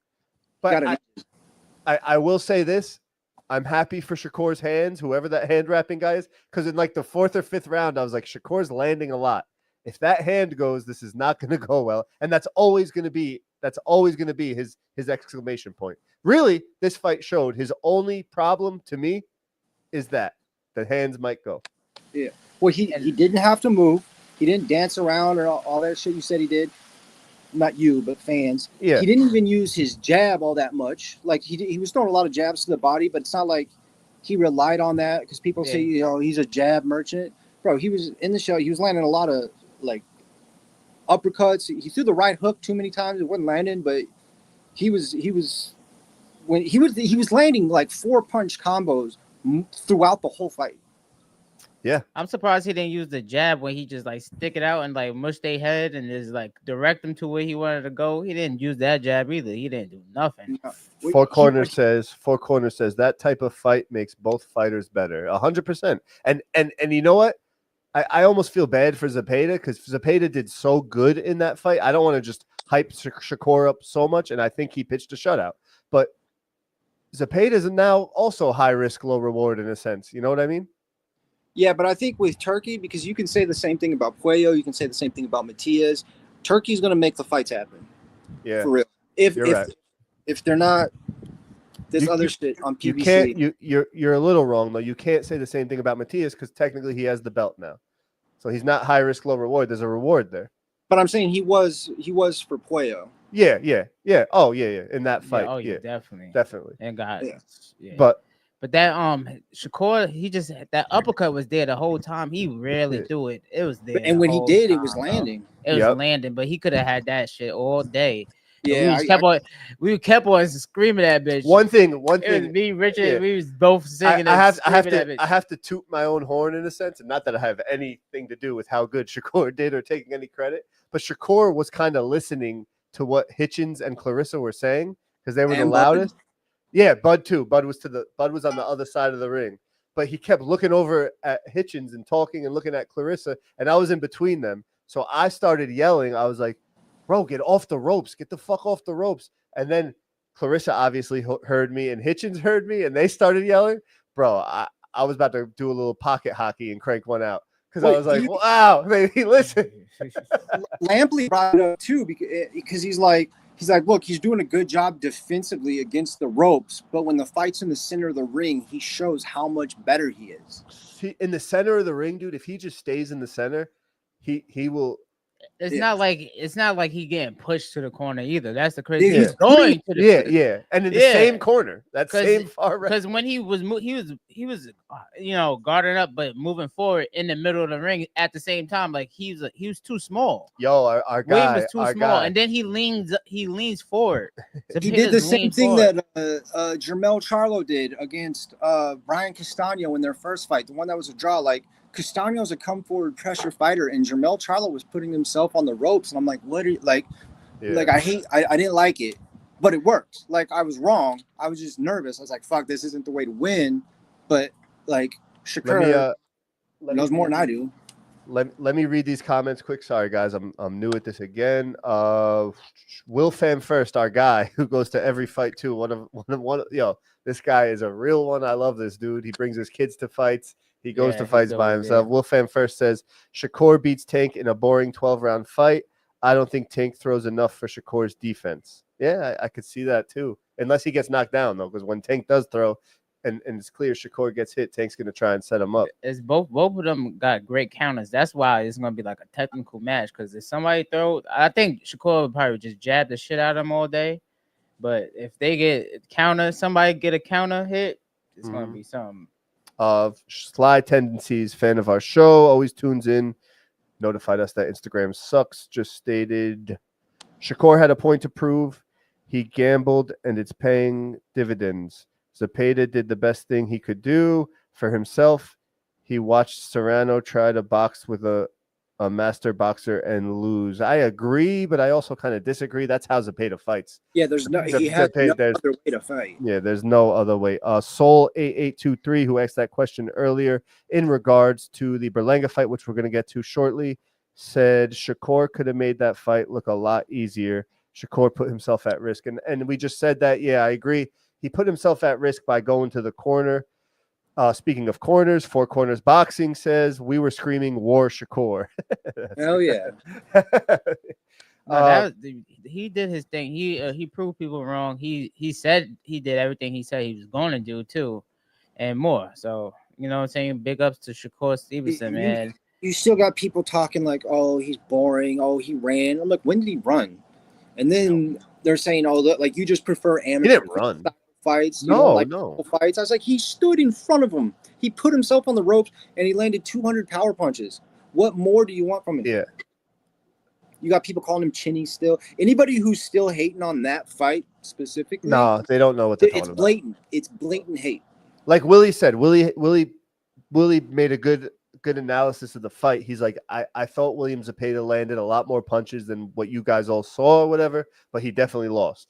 And like that he definitely lost. And even the caption in my meme that I made after that fight, the caption is props to Zepeda because he's looked better against Shakur than anyone else has. But Shakur still, like, I still gave him 9 rounds. I didn't see the caption. I just saw that giant. Mora gave Zepeda 5 rounds, just so we're fucking clear. Really? Yo, but what I say about Mora is a great analyst when it's not a Latino fighter.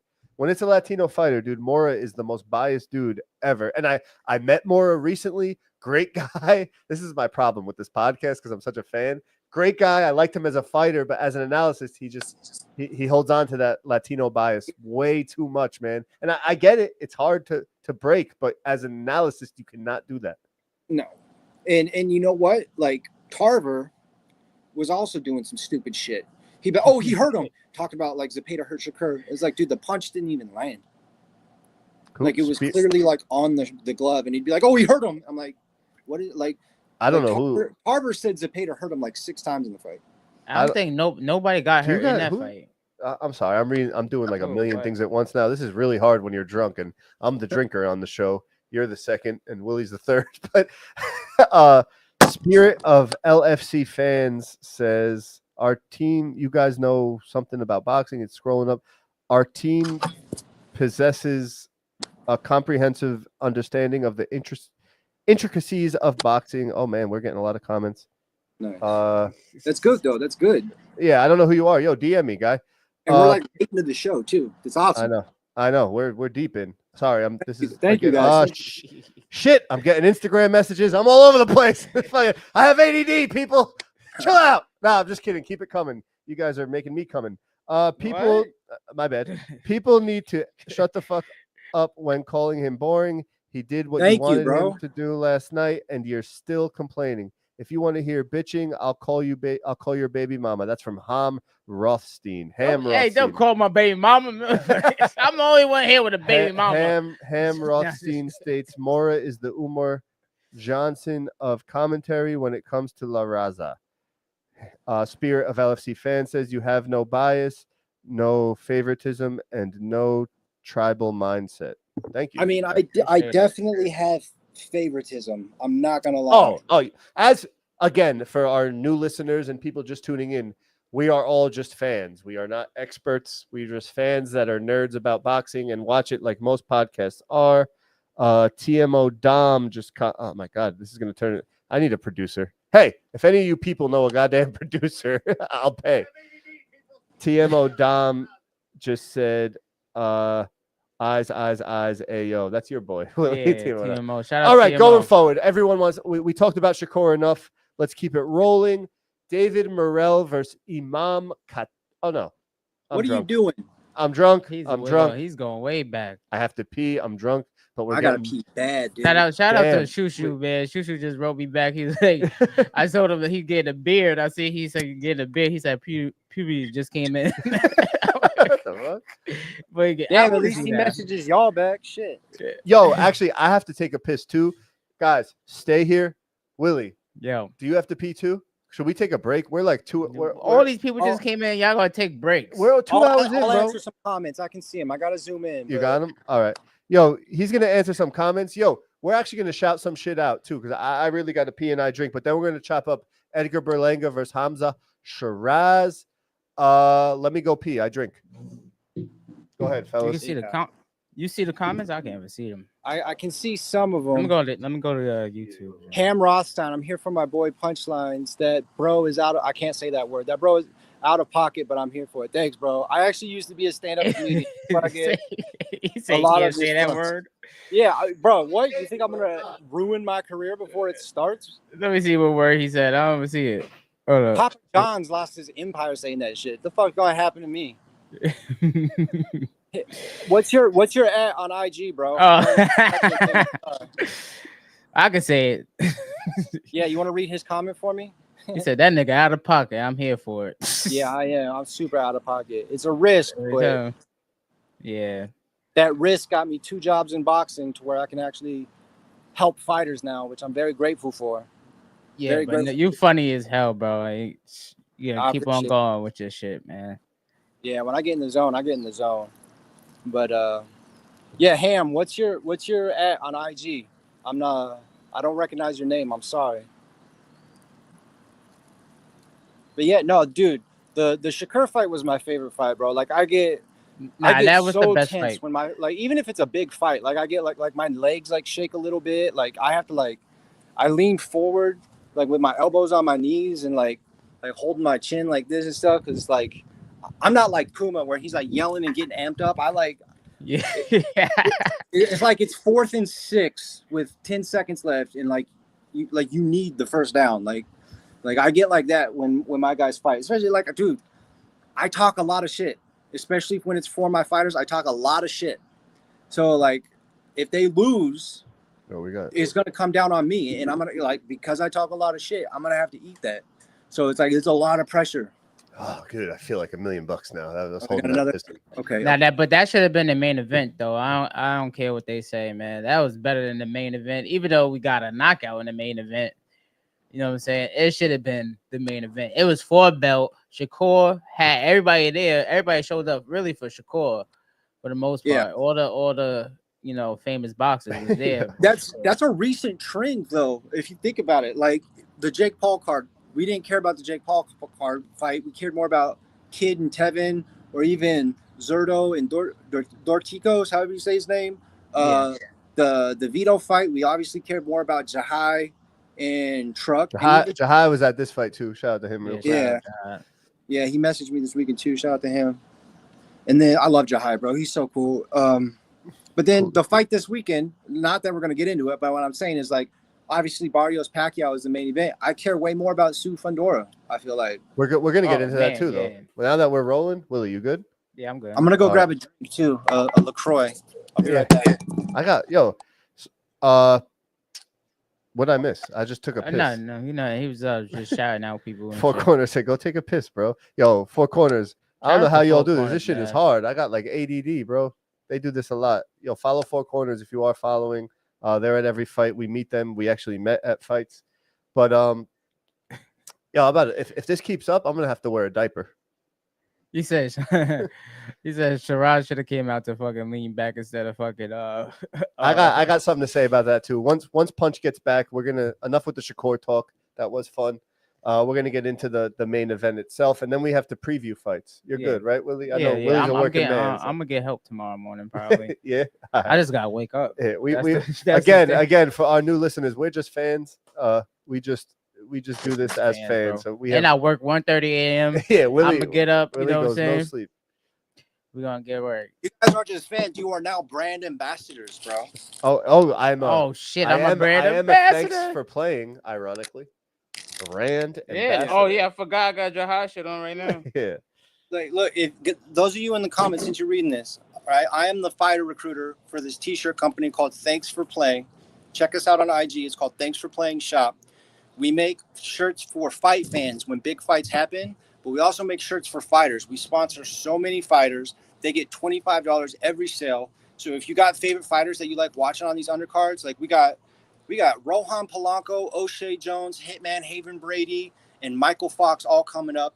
And Regis Prograis. I haven't dropped it out, but you guys know that now. We have Regis Prograis. His shirt's fucking sick. We put a woof on it because he's the Rougarou and everything. They just did Jahai shirts. Show him, Willie. They just did Jahai shirts. Game 7. Jahai designed it himself, but Game 7 that fight was on Game 7 of the NBA Finals. So they did Jahai shirt. I have one of their old shirts on. It is a Artur Beterbiev. On the back, it's him fighting. It's just great company, great shirts all around. Yeah, bro. We're trying to do something different. Like, hold on. Let me read these comments. This is tough. How do y'all do this? I'm not a good streamer. Mike Ladero says, I'm the biggest. Did you guys read that already? I'm the biggest Morel fan ever, but that dude lost last night. The only argument I can make for Morel is that he finished stronger. Yeah, that's a real that's a real fan, bro. Shout out to you. This guy's name is Lou's Asshole. That's so fucking funny. Yeah, I see that. Lou's Asshole says, if Hamza came out to lean back, Willie said that before, I would have passed out. That's true. I'm here for a second. Get your hands off my penis.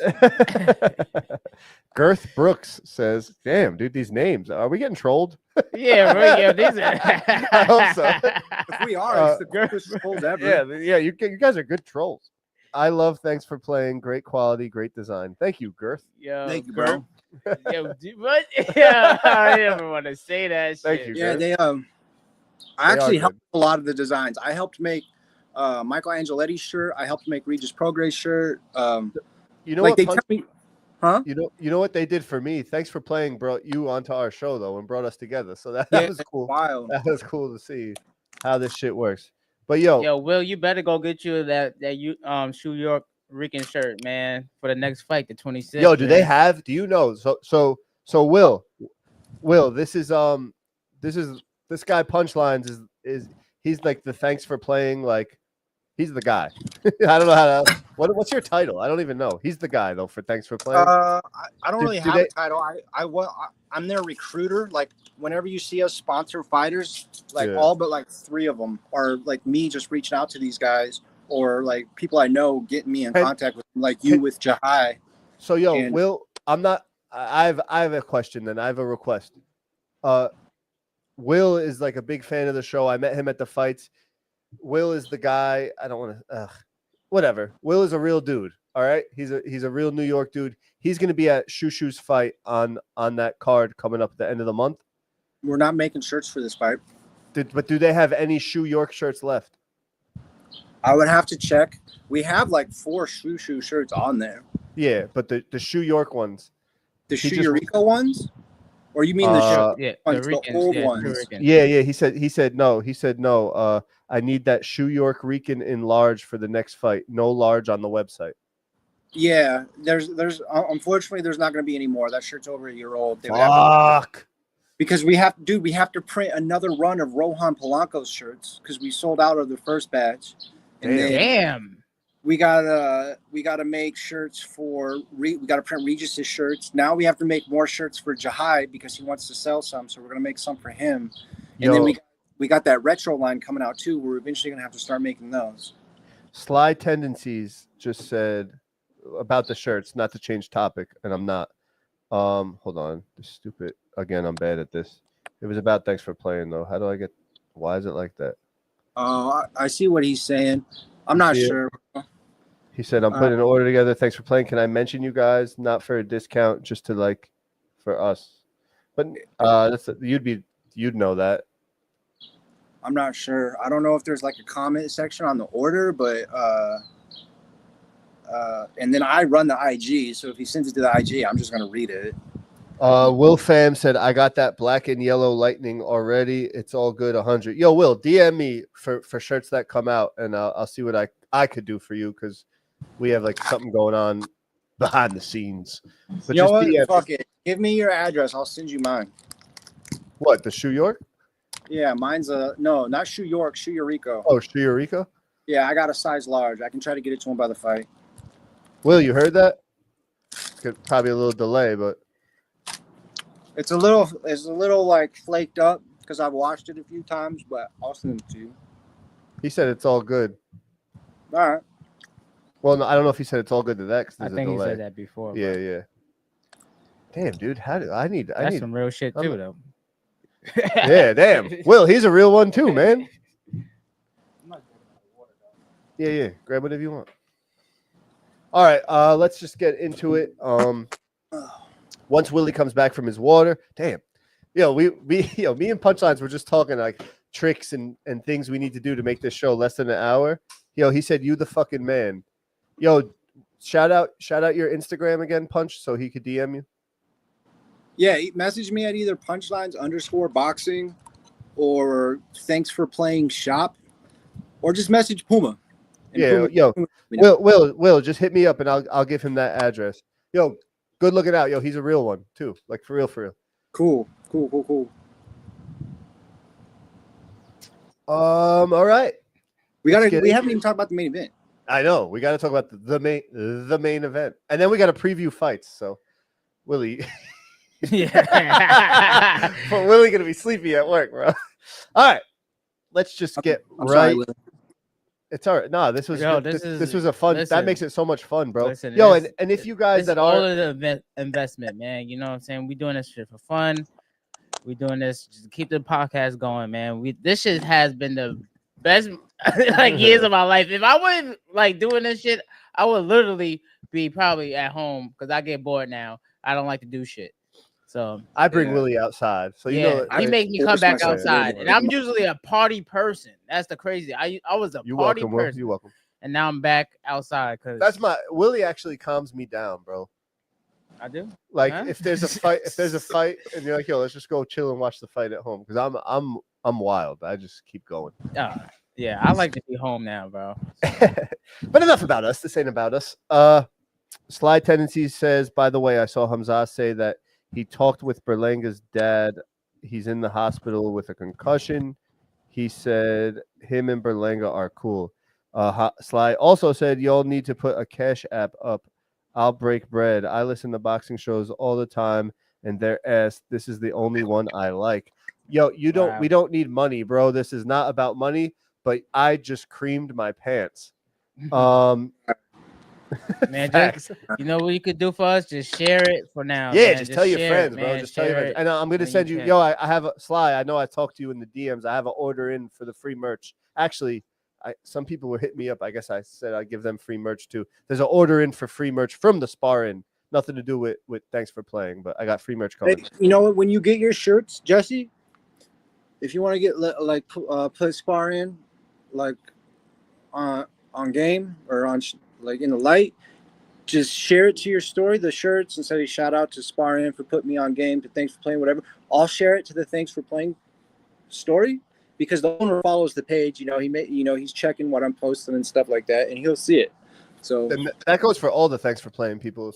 Just always repost it and show it. It's all about social media now. Four Corners just said, where are you watching the fights this weekend? Actually, Four Corners, I'm excited to say I am watching these fights right here in the Spar-Inn. Oh, yes. I am so excited for that because it's been a while. July, as you know, you're in New York. July has been not rough in a good way for the boxing fan. There's been so many fights in New York, and we all like to go to all of them. This weekend, I am sitting my ass right here you can't see it right now, but the setup is nice, and I am watching the fights here doing absolutely nothing. Willie might be there with me. We'll eat some pizza, get fat, but we are having an old school little boxing thing going on. And I'm excited. Not that we didn't have fun. No, July has been fun. It's a lot going on. I'm gonna miss the Tszyu fight. I'm gonna miss that whole card in MSG, which I actually feel guilty about. I'm going to Florida, but I'm watching another thanks for playing fighter. Lorenzo Medina, heavyweight. He's on his coming back. There's big things coming for him. He said, can Four Corners pull up, bro? I'm out on Long Island. DM me, Four Corners. We will chat. Pull up for real. Yeah, that'd be fire too. Yeah. I live in fucking Boise, Idaho. I watch all the fights from home. Yeah. Will Fan first. Again, shout out to you, because I see you at every fight, and you're like us. We don't take free tickets. I could get a press pass. I have connections to get a press pass. We don't want a press pass. We are fans. We are paying to play. And Will is just like that. Yeah. Will is just like and that. He bro. have a whole family with him. Yeah, he got always the whole got crew. his sons with him, bro. That's a real dude right there. I think they Puerto Rican too, but he's black and Puerto Rican. Like me, I got me mixed babies, black and Puerto Rican. Terracotta Pie. We're getting fucking. Is that a you? System of a Down song? Are you making names over their punchlines? Like, this has to be Terracotta Pie. Just said, I didn't think a fight at the tennis center was a good idea, but that shit was lit. Great show. I saw Clarissa Cakes from the nosebleeds. My man, you should have had my view. You should have had my view. And I mean this in the most respectful way I can. I was in that cake.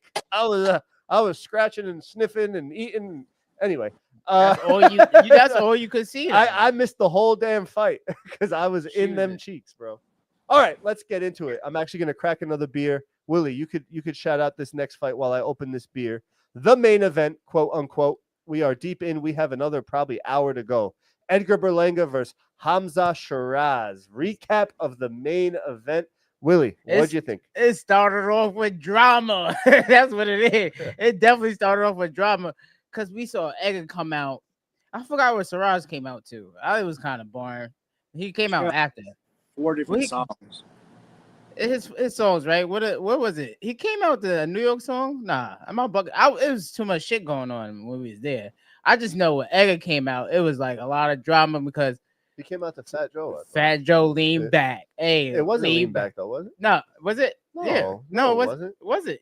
Nah, he didn't come out to lean back. He came out with whatever Remy Ma verse. It was lean back, ain't it? I'm not bugging.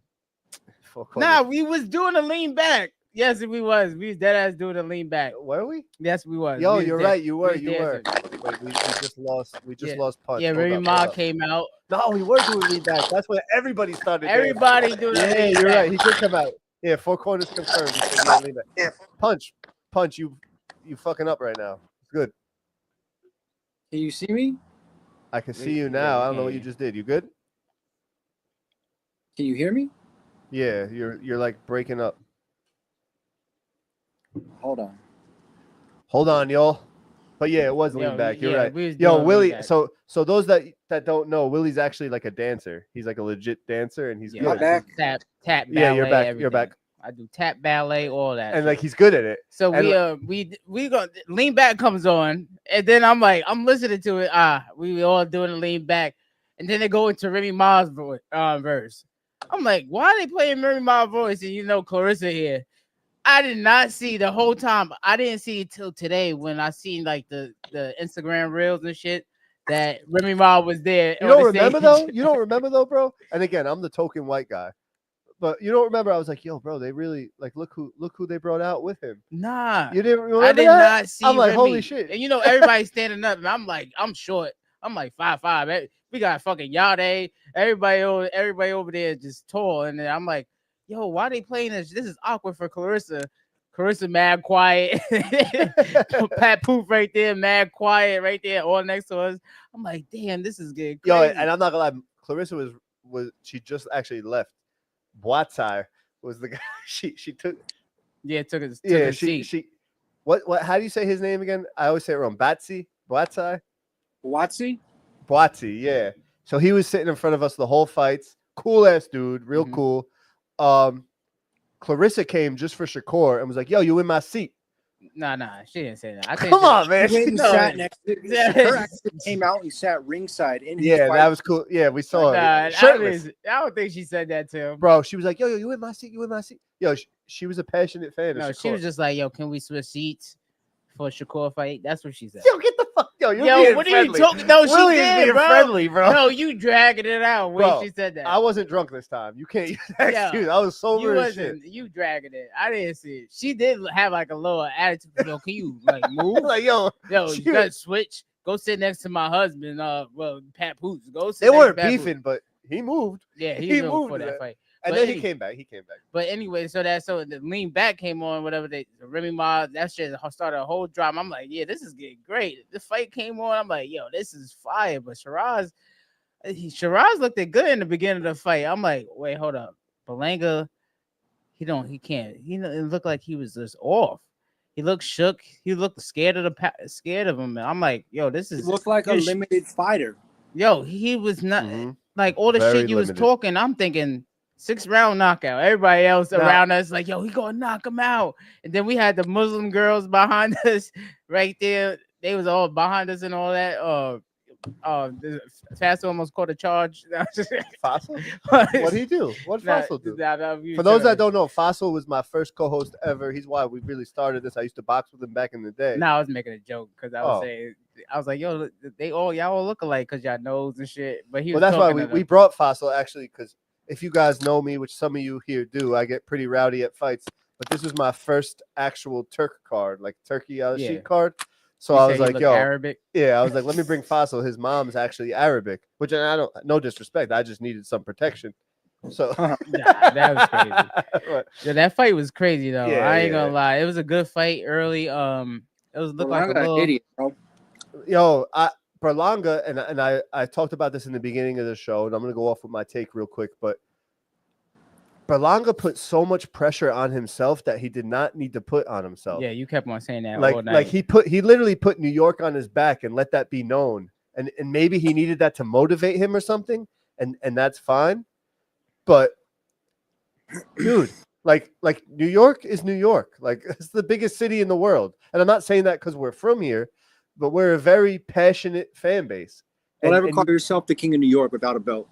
Exactly. You're calling yourself the king of New York, and you're making arguments of why you're the king of New York, and you kind of lit a fire in a nice guy in Sheeraz, and I think that's what the difference was. You made Sheeraz hate your guts with all his shit talk and stuff. He made Sheeraz like, no, I'm gonna do whatever I can to knock you out. Dude, Sheeraz even checked him in the press conferences because Berlanga kept saying like, "Oh, Sheeraz better not run." He's like, "How are you going to say that when you ran for 12 rounds versus Canelo?" Yo, so Berlanga someone had nothing to say, and everybody started laughing at him. Someone's making fun of me. I like it. Soul8823 said LMAO from Kingston. You're absolutely right. I'm from Kingston, New York, upstate New York, still New York. Suck my dick, Soul. I probably bullied you in high school, you little loser. Anyway, but for real, he put that pressure on himself. He had everyone around him. I think he had a lot of yes men around him. You know what I'm saying? Like, because if I'm in his corner, I'm like, yo, chill with all that. Let's just box. Let's beat this guy. You have a shot to beat this guy. He's a little. No, I'm sorry. No, you're good. He's a little inflated. Let's beat this guy. How do we beat this fucking guy? I'm New York, though. This is New York. Upstate too. He had upstate New York backing him too. Soul, you bum ass. No, but who are you? He had New York backing him. That a little light in New York is bigger than you being a man in like Kentucky. If you're the man in Kentucky, if you got a little light in New York, that's how you. He just felt that. He's just a real. You know, and I don't mean to bring him up again. You know who's a good example of that? Who? Teofimo. Teofimo's from Florida. He was born in Brooklyn and claimed Brooklyn, right? I thought you was about to say something else. No, Teofimo, bro. I mean, that's what you're saying. A good comparison. I don't know if that's a good. Oh shit, my bad, Soul. He said I was saying Fossils from Kingston. Oh, damn. My bad. He is too. That's my friend. Oh, damn, this shit is delayed. I'm coming at people. Berlanga has always been a can crusher. He did all right against Canelo, but that's it. He didn't even do all right against Canelo, in my opinion. Someone else, and let's just stick to the fight. Enough about the semantics. Let's just stick to the fight itself. Canelo to me, punch, stop moving. God damn. This guy's giving me a seizure. Canelo to me could have got him out of there. Could have got Berlanga out of there. Chose not to. Like Canelo got mad that Berlanga was like getting a little dirty. Remember? Yeah. And he stopped. He's like, I'm not gonna try and kill this guy. That was just what I saw. Some Fossil said something. No, you said you were like, nah, he was trying. I was like, yeah, he was trying, but like I feel like Canelo eased up. It's like Berlanga was moving around but Berlanga was trying to fight in the inside this fight. So and then throw nothing. What you were saying? That's what you were saying. He was in the inside and did not throw nothing. So you know what Berlanga did do that was good? His jab was amazing. I ain't gonna lie to you. No. You know what he did do that was good, but he didn't execute it? Was he watched the Adames fight, right? And when he got in trouble, he tried to fight like Adames with Adames. I'm sorry, Adames. Leave me alone. He tried to fight like stop drinking now. I'm coming now. So he tried to fight like Adames, right?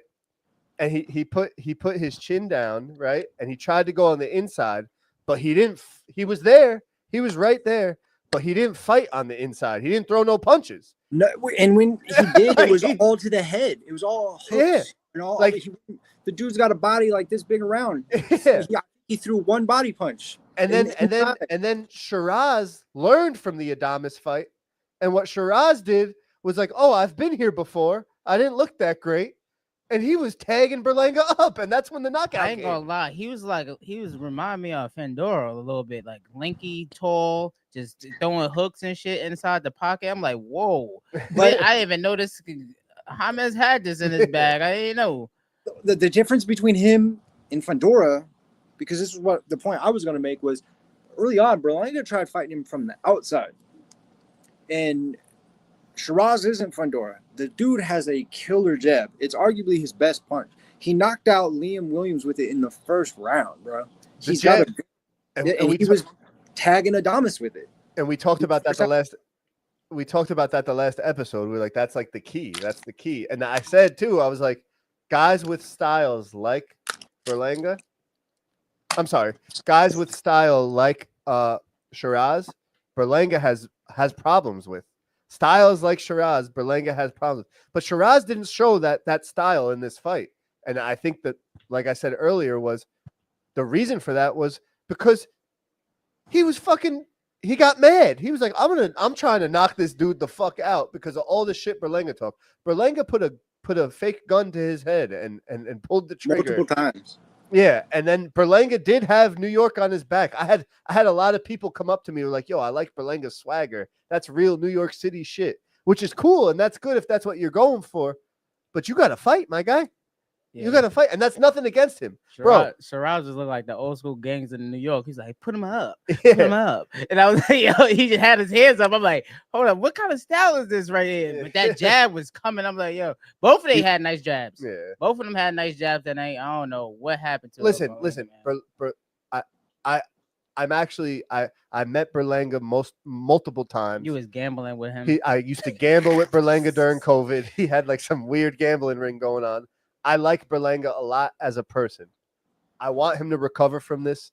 I'm always going to root for New York, no matter what, whether you're from upstate, downstate, wherever you're from in New York. I'm obviously Team New York, right? Even if you piss me off, Jarrell Miller. Even if you piss me off, I'm rooting for New York. I hope Berlanga recovers from this, and I hope he trains well.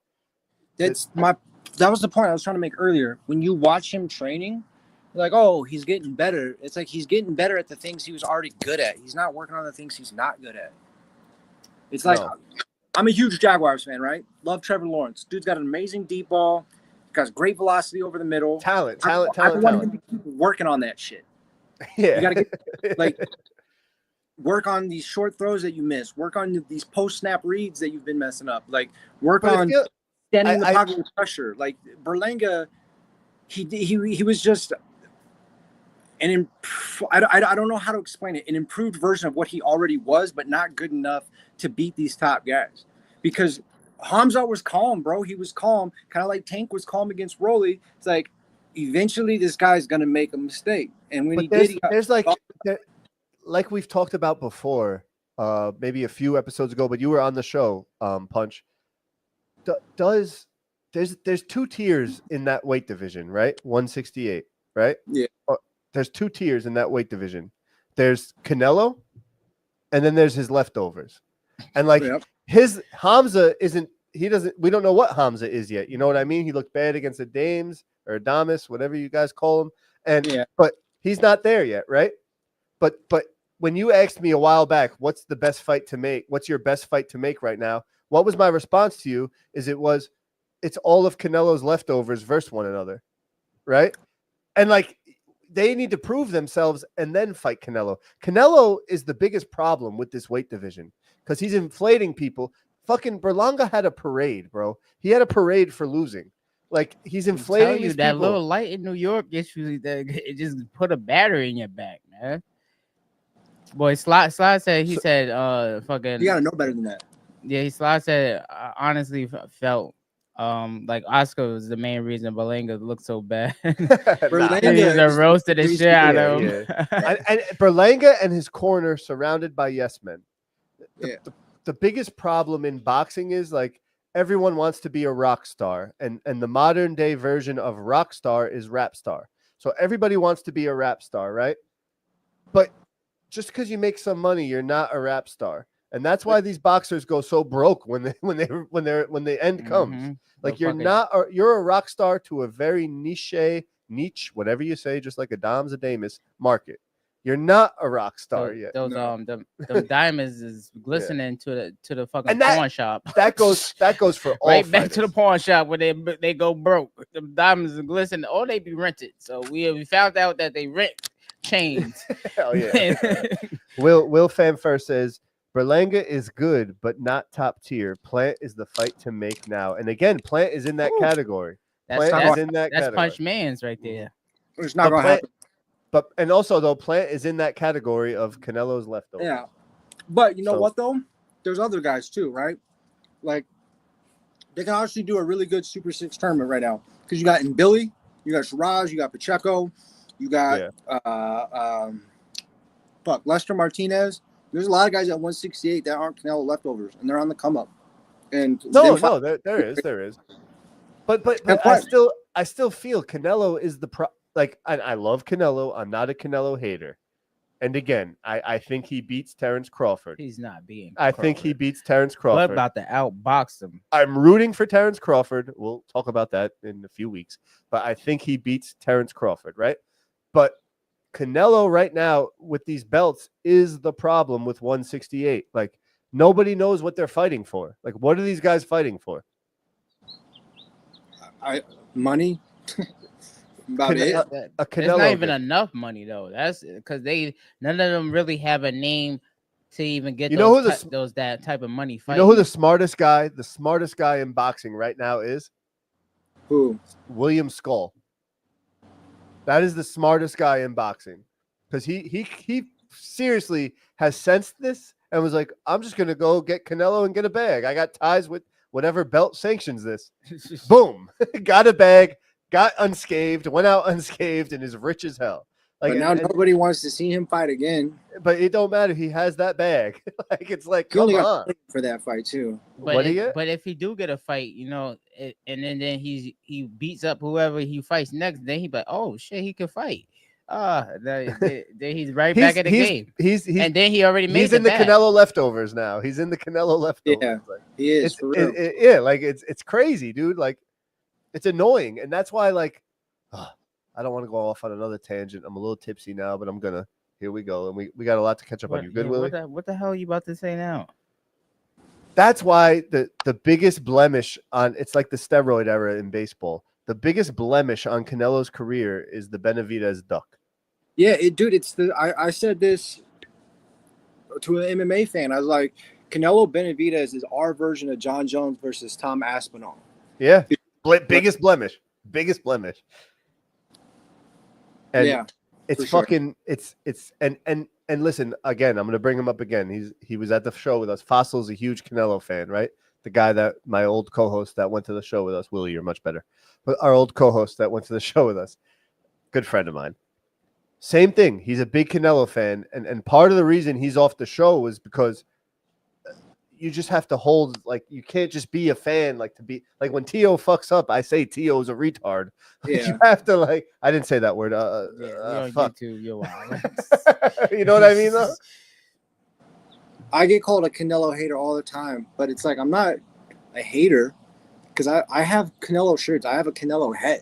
I used to love watching Canelo. Of course, like, great. I'm critical of him because there's been a lot of steps taken in his recent career that are criticizable, if that's even a word. Like there's room to criticize there.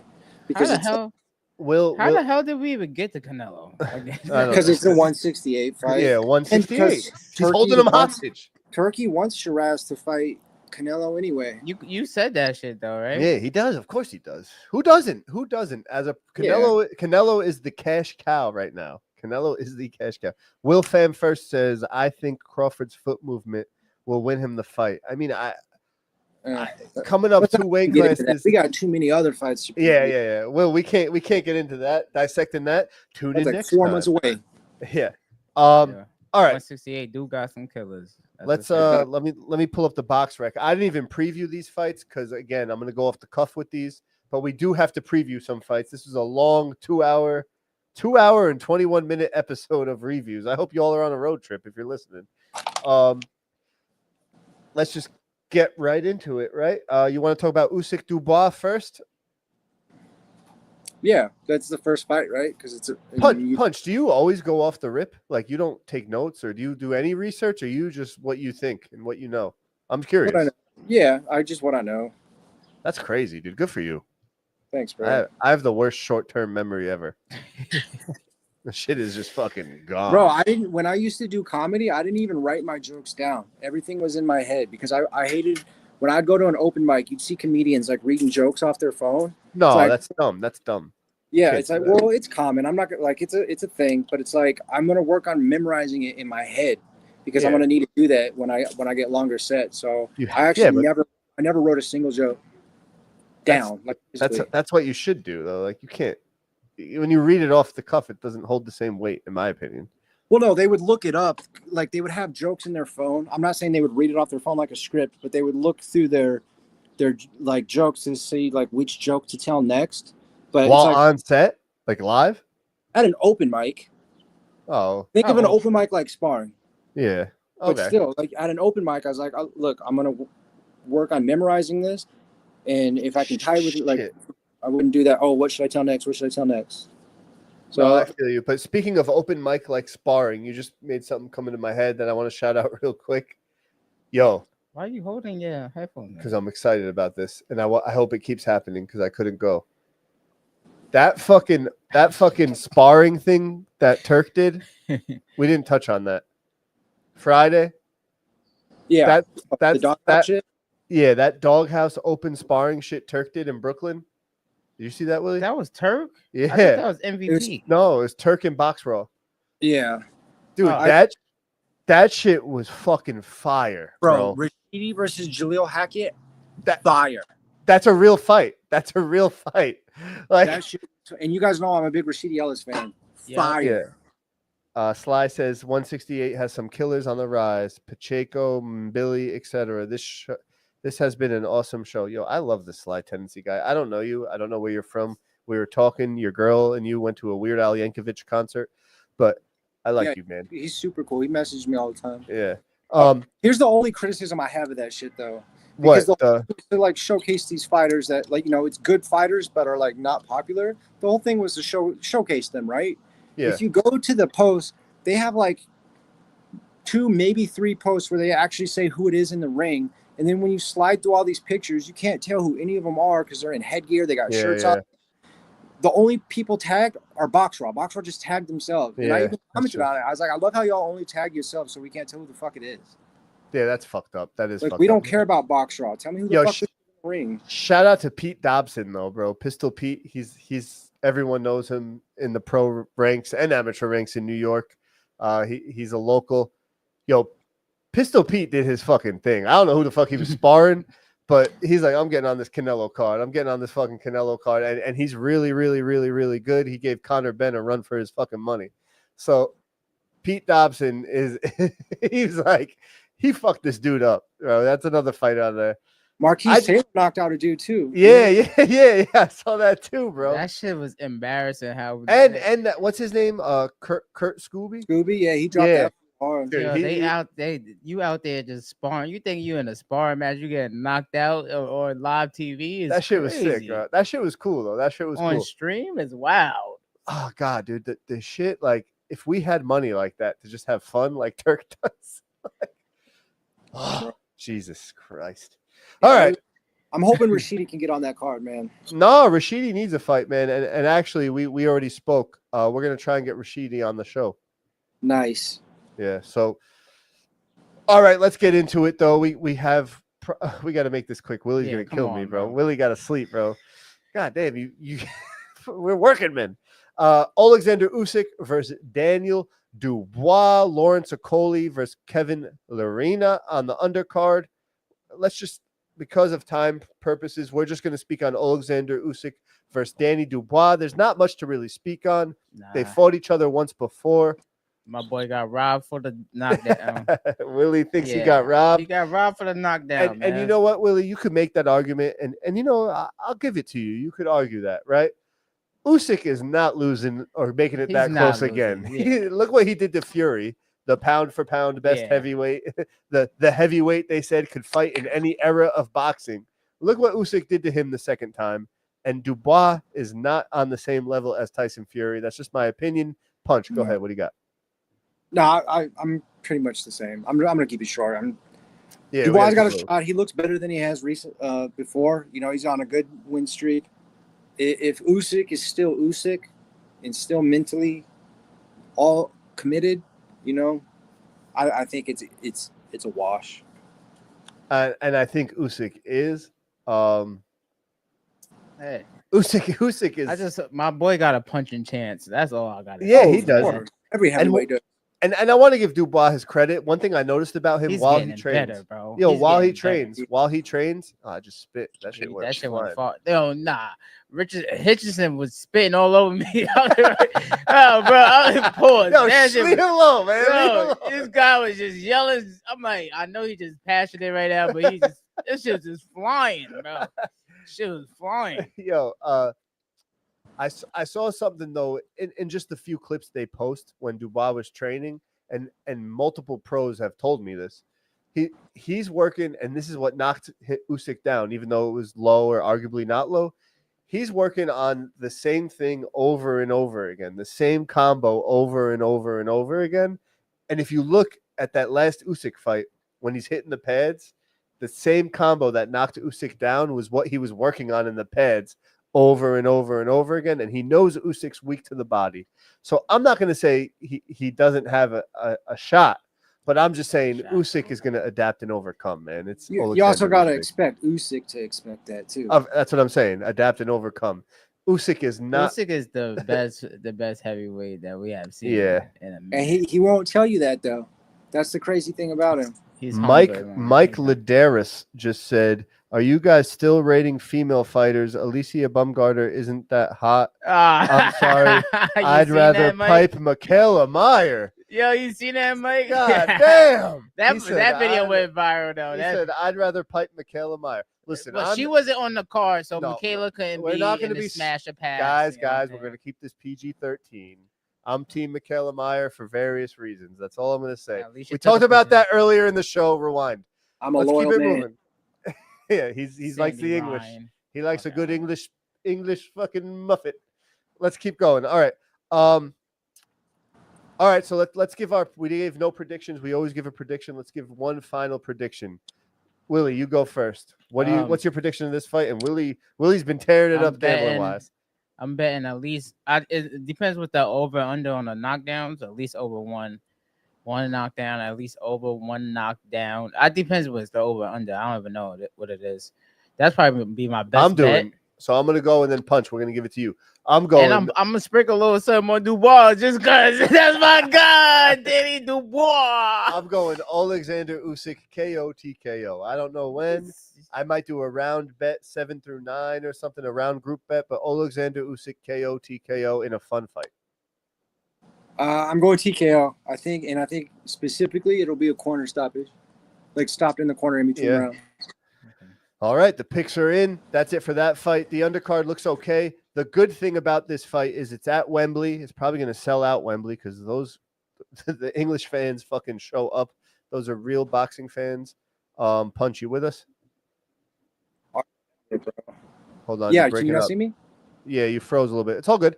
Wembley and the English fans are the real fans of boxing. They are purists. Lawrence Okoli versus Kevin Lerena on the undercard. That's a popular fight as well. We're not going to touch it though because we are time constrained. We've been here too long. My ass hurts. We're going to keep it moving. What's the next card you want to talk about? The best thing about this card is that this is a day fight on the East Coast or in America, and then that followed by what do you want? I think we should do the other because it's less popular. Which one? The BAM card. Yeah, the BAM card. Well, I don't want to talk about the whole card though, unless you have something you want to talk about. I am excited for Pacheco Macumbi. I really am. I love. Yeah. Of course. Oh God, Trevor. Yeah. I totally forgot they were on that card. No. That's crazy. What's your take on that, Punch? And everyone that follows the show knows we're big Trevor Macumbi fans. He's great with us. He's got a shot, but I mean, Plant showed that he didn't have an inside game and he got tired. So if he fixed that, he's got a shot. You think Dubois got a puncher's chance, Macumbi got a puncher's chance. That motherfucker's strong and he hits hard. But and Pacheco, he's really good. He's a highly touted up and coming fighter for a reason, but he's not a perfect fighter. No, and he's also very young. We forget how young he is. You forget Trevor be chopping wood and shit in the woods. Yeah, it's great. So he's good. And Trevor never ever goes into a fight like to lose or just for a paycheck. Like if he's training for a fight, it's to win, and he has power in both hands, and that showed against Caleb Plant. And many argue that was an early stoppage, which I do. He was getting tagged up, but many argue it was an early stoppage, especially since he knocked Caleb Plant out. Or I'm sorry, down. He knocked Caleb Plant down. But again, it's one of those things where and I'm just being honest. Again, I'll probably put $100 on Trevor KO TKO because I'm a Trevor fan and I'm backing my guy. But Pacheco, I hope he learned from that last fight because I'm big on what have you done for me lately. And in that last fight was a really, really tough fight for him. And versus a really game opponent. And he did win decisively. But, my head tells me Pacheco, but I am rooting for, very much so, Macumbi. My mind's telling me no, but my body. But yeah. Telling me yeah. Trevor, Macumbi, man, we definitely rooting for you. Yeah, definitely. 100%. Yeah, I hope you knock him out. Came on the podcast, man. You cool as shit. Great show. Obviously, seriously. Fucking morals, and that interview. And you know what? Even if Macumbi loses, right? Like he said, we asked him, and you guys should go look back at our fucking history or whatever. McCumbee said, I was like, what's the biggest fight to make out of so-and-so? Basically, Canelo's leftovers. And he said, I think that Berlanga fight is the biggest fight to make, me versus Berlanga. And now, say McCumbee does lose, right? And I do not want him to lose. I want him to beat Pacheco's ass. Say he loses. That Berlanga fight now is a real big money fight. Yeah. Oh, yeah. So, especially if he looks good against Pacheco. Like, if he doesn't get blitzed by Pacheco, yep. at least, like complete washed, it's definitely a fight. And his fight outfit is sick. I don't want to tell it, but you gave me a little inside info. Yeah, it is sick. Oh, shit. Yeah. All I'm gonna say is proud to be an American. Oh yeah, like we need more of those. Like he got a whole image that is going for him. I love Trevor McCumbee, bro. I love the stash. He got the stash, and he's just real. Like I love real people. Like just keep it real. That's all. But he versing youth. Yeah. So youth, you know. Austin Williams is on that card too. But I don't know who that is. He's fighting. Me neither. What Griff just said about the Saudis already booking Bam against a killer? I don't like that the Saudi Girth Brooks says I don't like that the Saudis. I believe him. I'm are already I saw that too. I don't like that the Saudis are already booking Bam against that killer when Bam already has a fight booked. Yeah, I don't like that either. You said it all the time. You say it all the time. It's like you can't make your next fight before your next fight. You know what I'm saying? Yeah. Don't pick your next fight before your I say it nonstop. And they live like I'm with him. Yeah, like, I think they doing that a lot now. They doing that a lot. But this is the first everything. They said that they want to make this we want to make these fights, but they don't actually announce it. Like Bam is on the fucking fight poster for a card in November when he fights this weekend. And like, what if he loses? But he's not. What if he loses this weekend? And then what are they going to say? Like, yo, that fight is still going. Yeah, but here's the thing: this is the sport of anything can happen, right? And a puncher's chance is like any given Sunday. It should be any given boxing match. It shouldn't even be any given Sunday. It should be any given boxing match. Willie beaming, got the girls creaming, but fucking. That's the song, though. But what I'm saying though is like. Yeah, I don't think he's going to lose. Spoiler alert. But if he does, what do you do? Just have him fight another guy on a card? What if he wants that? And if you look, and it's the lesser weight classes, so nobody really and we'll just get into it. We're talking about Jesse Rodriguez versus, I don't know if I'm going to say this right, Fumilia Cafu. I don't know much about Fumilia Cafu because it is the lesser weight classes, and there's so many fucking boxers and fights going on. It's hard to analyze everything when you have a real job. And boxing doesn't make you money. But from what it looks like, he trained hard. He just pulled up to DLX Gym, which is a good look. Jesse Rodriguez is Jesse Rodriguez. And as I always say, another thing I always say, tiers matter, and there's tiers in boxing. And say what you want about Jesse Rodriguez. There is Jesse Rodriguez haters out there. Jesse Rodriguez is top tier talent. He is top tier talent. And the fact that I don't know anything about Fumilia Cafu means that he is not top tier talent. And that's not taking anything away from him. He still has that any given Sunday chance. And I hope he puts on a great performance and a great fight. But this is to me, in my opinion, and again, I know nothing about Cafu. This is Jesse Rodriguez's first real gimme fight in a long time based off what I know about him. You know what I mean? No. So you're saying Jesse Rodriguez's resume is shit?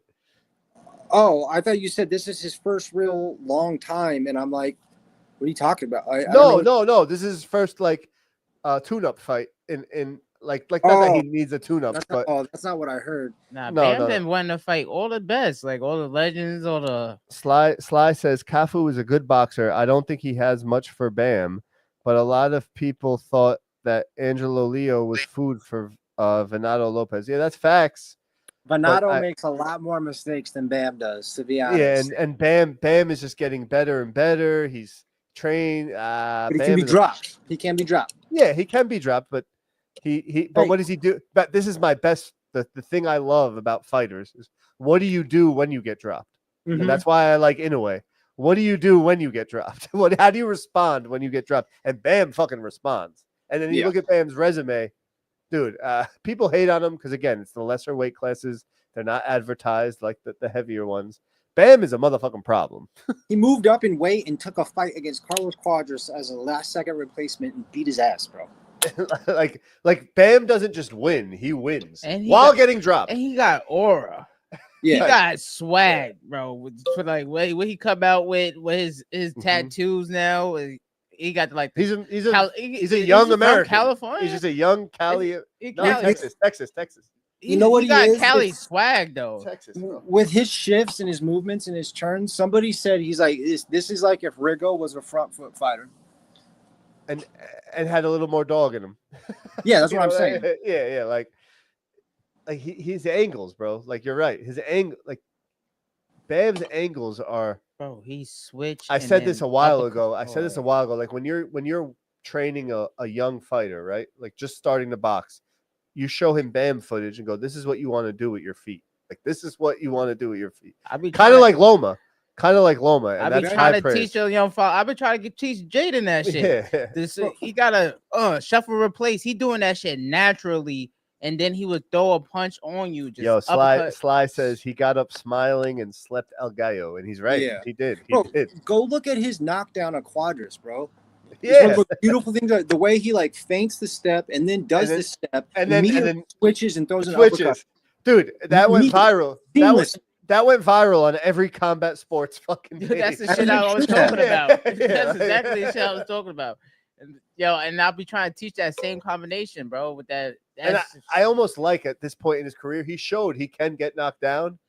But like the old song goes, he's still young as hell. Like we forget how young he is. Yeah, that's true too. That's crazy. And he was getting mentioned in pound for pound as that young, bro. All right. So everything else on the card, I think that was. What else? Is there another card, or is? I think we finally reached the end of this long ass show. The Pacquiao card. Oh shit! That's this. The biggest fucking name in the. Yeah, that's why I said. We should have just did two different shows. Yo, I'm gonna get did like Tuesday or Wednesday. Yo, if Four Corners does, really I bet you somebody made that suggestion to Puma. I bet you somebody told Puma he should do that. Like a Wednesday, yeah. When shit. Someone did, and he might be on the show now. Oh, that was wow. That's crazy. Yeah, we should do 2 days. No, we should do 2. You really are fucking locked in, dog. I could do Monday. You can't do Mondays though. That's like too close together. Like we Sunday and Monday. Yeah, but I work Tuesday through Friday. We'll talk about this off air. God damn it. We've had long enough. Yeah, we don't have to talk about the whole card. I don't care about Brandon Figueroa fighting Joe Gonzalez. I'm gonna watch it. But I don't care. I don't care about anything on that card. Obviously, I care about Manny Pacquiao. And based off the information that I received from a friend of mine, I was leaning more towards the other way. I still don't care about it. It's not a real. Even if he wins, he's not going to defend it against anybody worth a pup. He's not going to win, dude. He's not going to win. This is basically. But I do care about Tszyu Fundora. Tszyu Fundora. We have to touch on, yeah, for sure. And that's on the undercard. Yo, props to them for putting. This is once again the co-main is the best fight. This is what the Turk effect does, though, dude. They put good cards together. They put the pressure. This is why. This is like in business, right? Going in history, business teachers should teach this. Why you can't have a monopoly? Because this is just generating money for each entity. Because we're like, damn, this is a good card. Not a great card, but it's name. It's names though. It's name recognition. PBC does a lot of this shit. They put names on it, but the odds are always just so wide, bro. Yeah. Sly says pissed about Anthony Karash pulling out. Me too. He hurt his back, bro. But yo, I don't think like usually I'd say he's ducking, but I don't think Karash is taking ducks. Like he's actually hurt. Yeah. Getting paid on a Saudi card. He's not pulling out of that. Hell no. And that's a winnable fight for him, and I'm team Ford. But anyway, let's keep it rolling. We got to stay on track. This is tough with the comments. I don't care about Pitbull's fight. I honestly do not. Yeah, I don't care about that. Pitbull Cruz, and I'm open about it. Yeah, I don't like him either. He has knockout power, but he's the most one-dimensional fighter in the game. And his fans are fucking awful. Yeah, just because he did well against Tank, or he lasted with Tank. Yeah. He didn't even do A well. one-handed Tank, by the way. Yeah, he went the Who distance. took him with on Tank. short notice. But then even when he lost to Rayo, everybody was like, "Oh, Rayo just ran. Rayo just ran." No. Retarded. He moved. Yeah, He it's turned stupid. him. That was a great fight. Anyway, let's stay on track here because we got to wrap this up. I gotta fucking edit this shit, assholes. 2 hours of editing. Pacquiao, Manny Pacquiao versus Barrios. Mario Barrios. You almost forgot. I almost said Mario Lopez. I was like, it's not Mario Lopez. Manny Pacquiao versus Mario Lopez. I mean Barrios. Yeah, it's time to go. Yeah. Listen, age. The best thing I can compare this to is Mike Tyson versus Jake Paul. The Pacquiao clips we see, right? And that's all we see as fans is just the Pacquiao clips is just little 10-second clips or 5-second clips, him jogging with a cool team of cool fighters, and we don't see real clips. The Tyson one went a step further. They showed him sparring and like landing clean shots on a real boxer that we actually know. Mm-hmm. And we're like, wait, no, I don't think that really happened. But whatever. Based on what we know, I heard from a friend of mine that Barrios has been having problems in sparring. It doesn't matter to me. Father Time is undefeated. I don't care how much of a legend you are. Mario Barrios is a champion. He does beat real fighters, no matter how close it is. This is going to be like a sparring match and a one-sided affair. Mario Barrios decision. Yeah, I honestly wouldn't be surprised if it's a stoppage, bro. Yeah, like, and it's only because of Pacquiao's age. And again, he was old his last fight 4 years ago. Exactly. But I will say this: one of Pacquiao's best wins, I think, and I'll argue with people about this, and they can go either way, was Keith Thurman because of his age. Yeah. He was an amazing. And how he did that, how he won, and say what you want, where Keith Thurman was at, how Pacquiao won that fight was crazy. I'm going with Pacquiao. I'm going to bet on Pacquiao as a fan. I'm going with Pacquiao. I'm going with the old Pacquiao. His legs never leave. He got the legs still. But he training with all them young. No, he doesn't. All them young motherfuckers, bro. Really, he doesn't. He doesn't. Inactivity is a real thing, bro. And inactivity when you're in your 40s is a real thing. And he's closer to 50 than 40. Exactly. He still got a chance. Willie. He's B-Hop's age when B-Hop beat Pascal. But Willie, I'm not coming at you. But do you go down the stairs like you used to? Hell no. That shit hurt. That's all I'm saying. Oh my god. And we're nobodies. But he got legs though. I don't have no legs. I got legs like Morel. Willie is. You see Morel legs? Those just chicken legs. Here's my thing though. If Pacquiao wins, and I hate to say this because y'all know I love Barrios, but that's honestly the best possible outcome. Because if he wins, he's gonna retire. He's gonna vacate that shit. Yeah. And then the WBC belt is up for grabs, and then PBC can't hold it hostage and keep doing this shit. No. Because look at Barrios' last.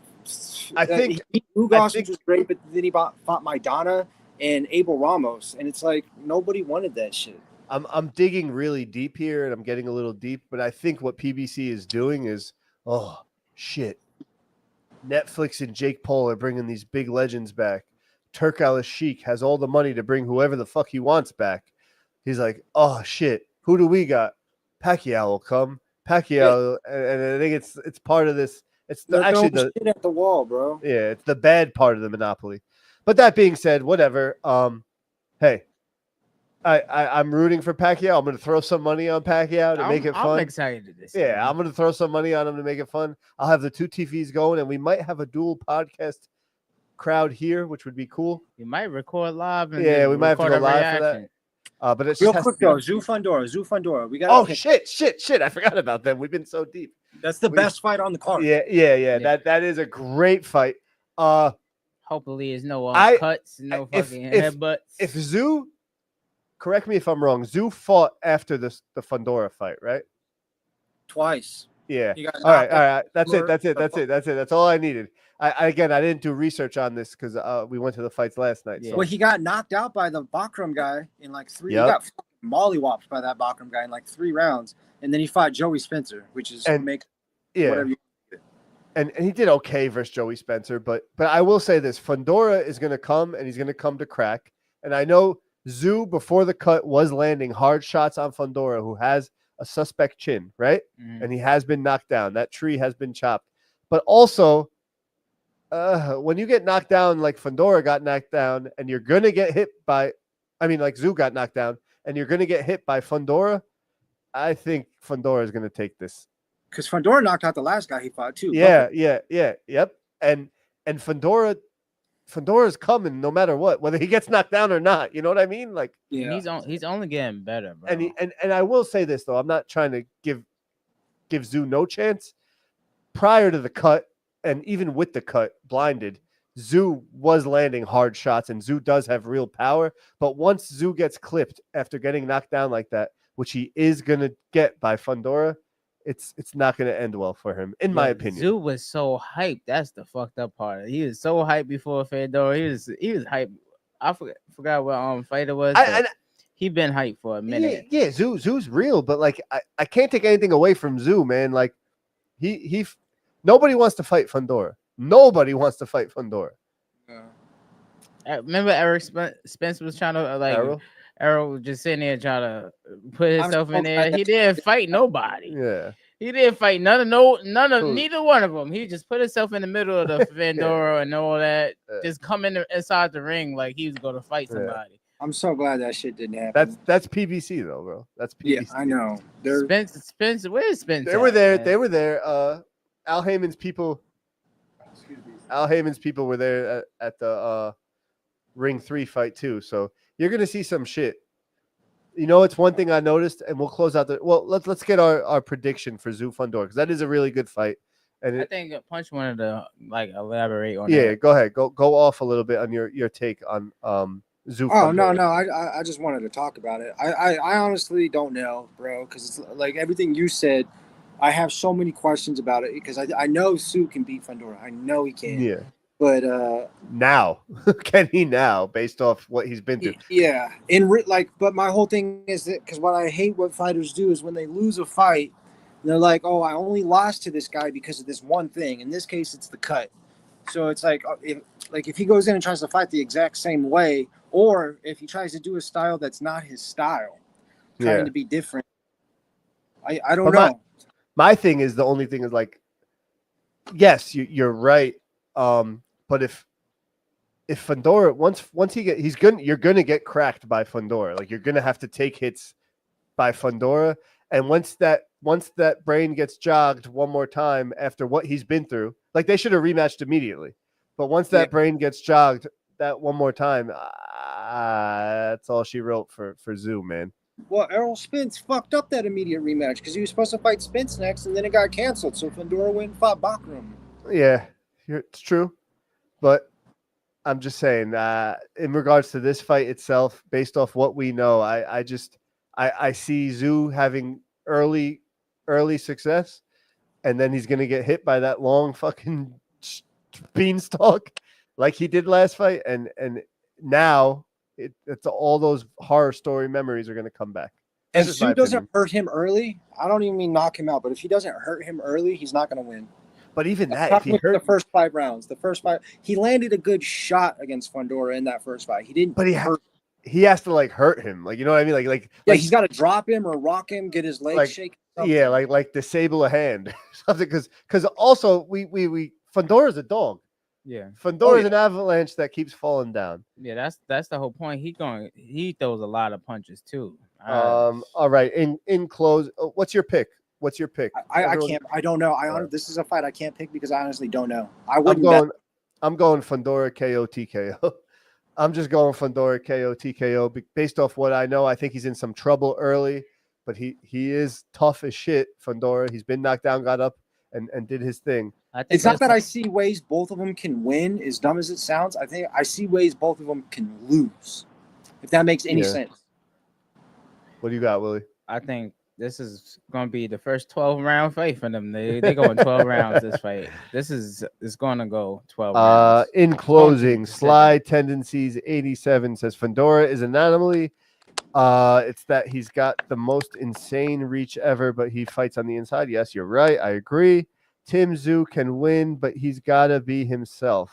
I hope he's learned from his past. I think he did learn from his past, but once you get that brain rattled, all those demons come back from the depths. Yeah, you can say that about both of them, to be honest. Yes, true. But I just feel like recently Tszyu had a real reality check, you know? That's all. Yeah, he lost real bad, bro. Yeah. Bad.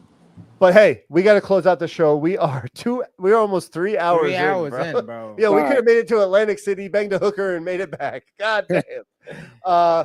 Yo, Punch, always a pleasure. Always welcome. For having me. Me and Punch literally said, yeah, we got to try to keep it under an hour. Boom, 3 hours. Here we are. Right. All good though. Who cares? We had great interactions. Hopefully we keep that going. For anyone still listening. This was a fucking fantastic live, man. Thanks for everybody for showing up. Boxing is great. Please like, follow, subscribe on everything. We're more active on Instagram, but we're trying to push the YouTube. So YouTube apparently has better quality or whatever. So keep doing your thing. Punch, we'll chat. Willie, we'll always chat. Yeah, that's it, yo. Peace. Later. Oh man, yo, Punch later, bro. Wait. Yeah, my bad, guys. Don't talk yet. It's not your fault. God damn it. End stream.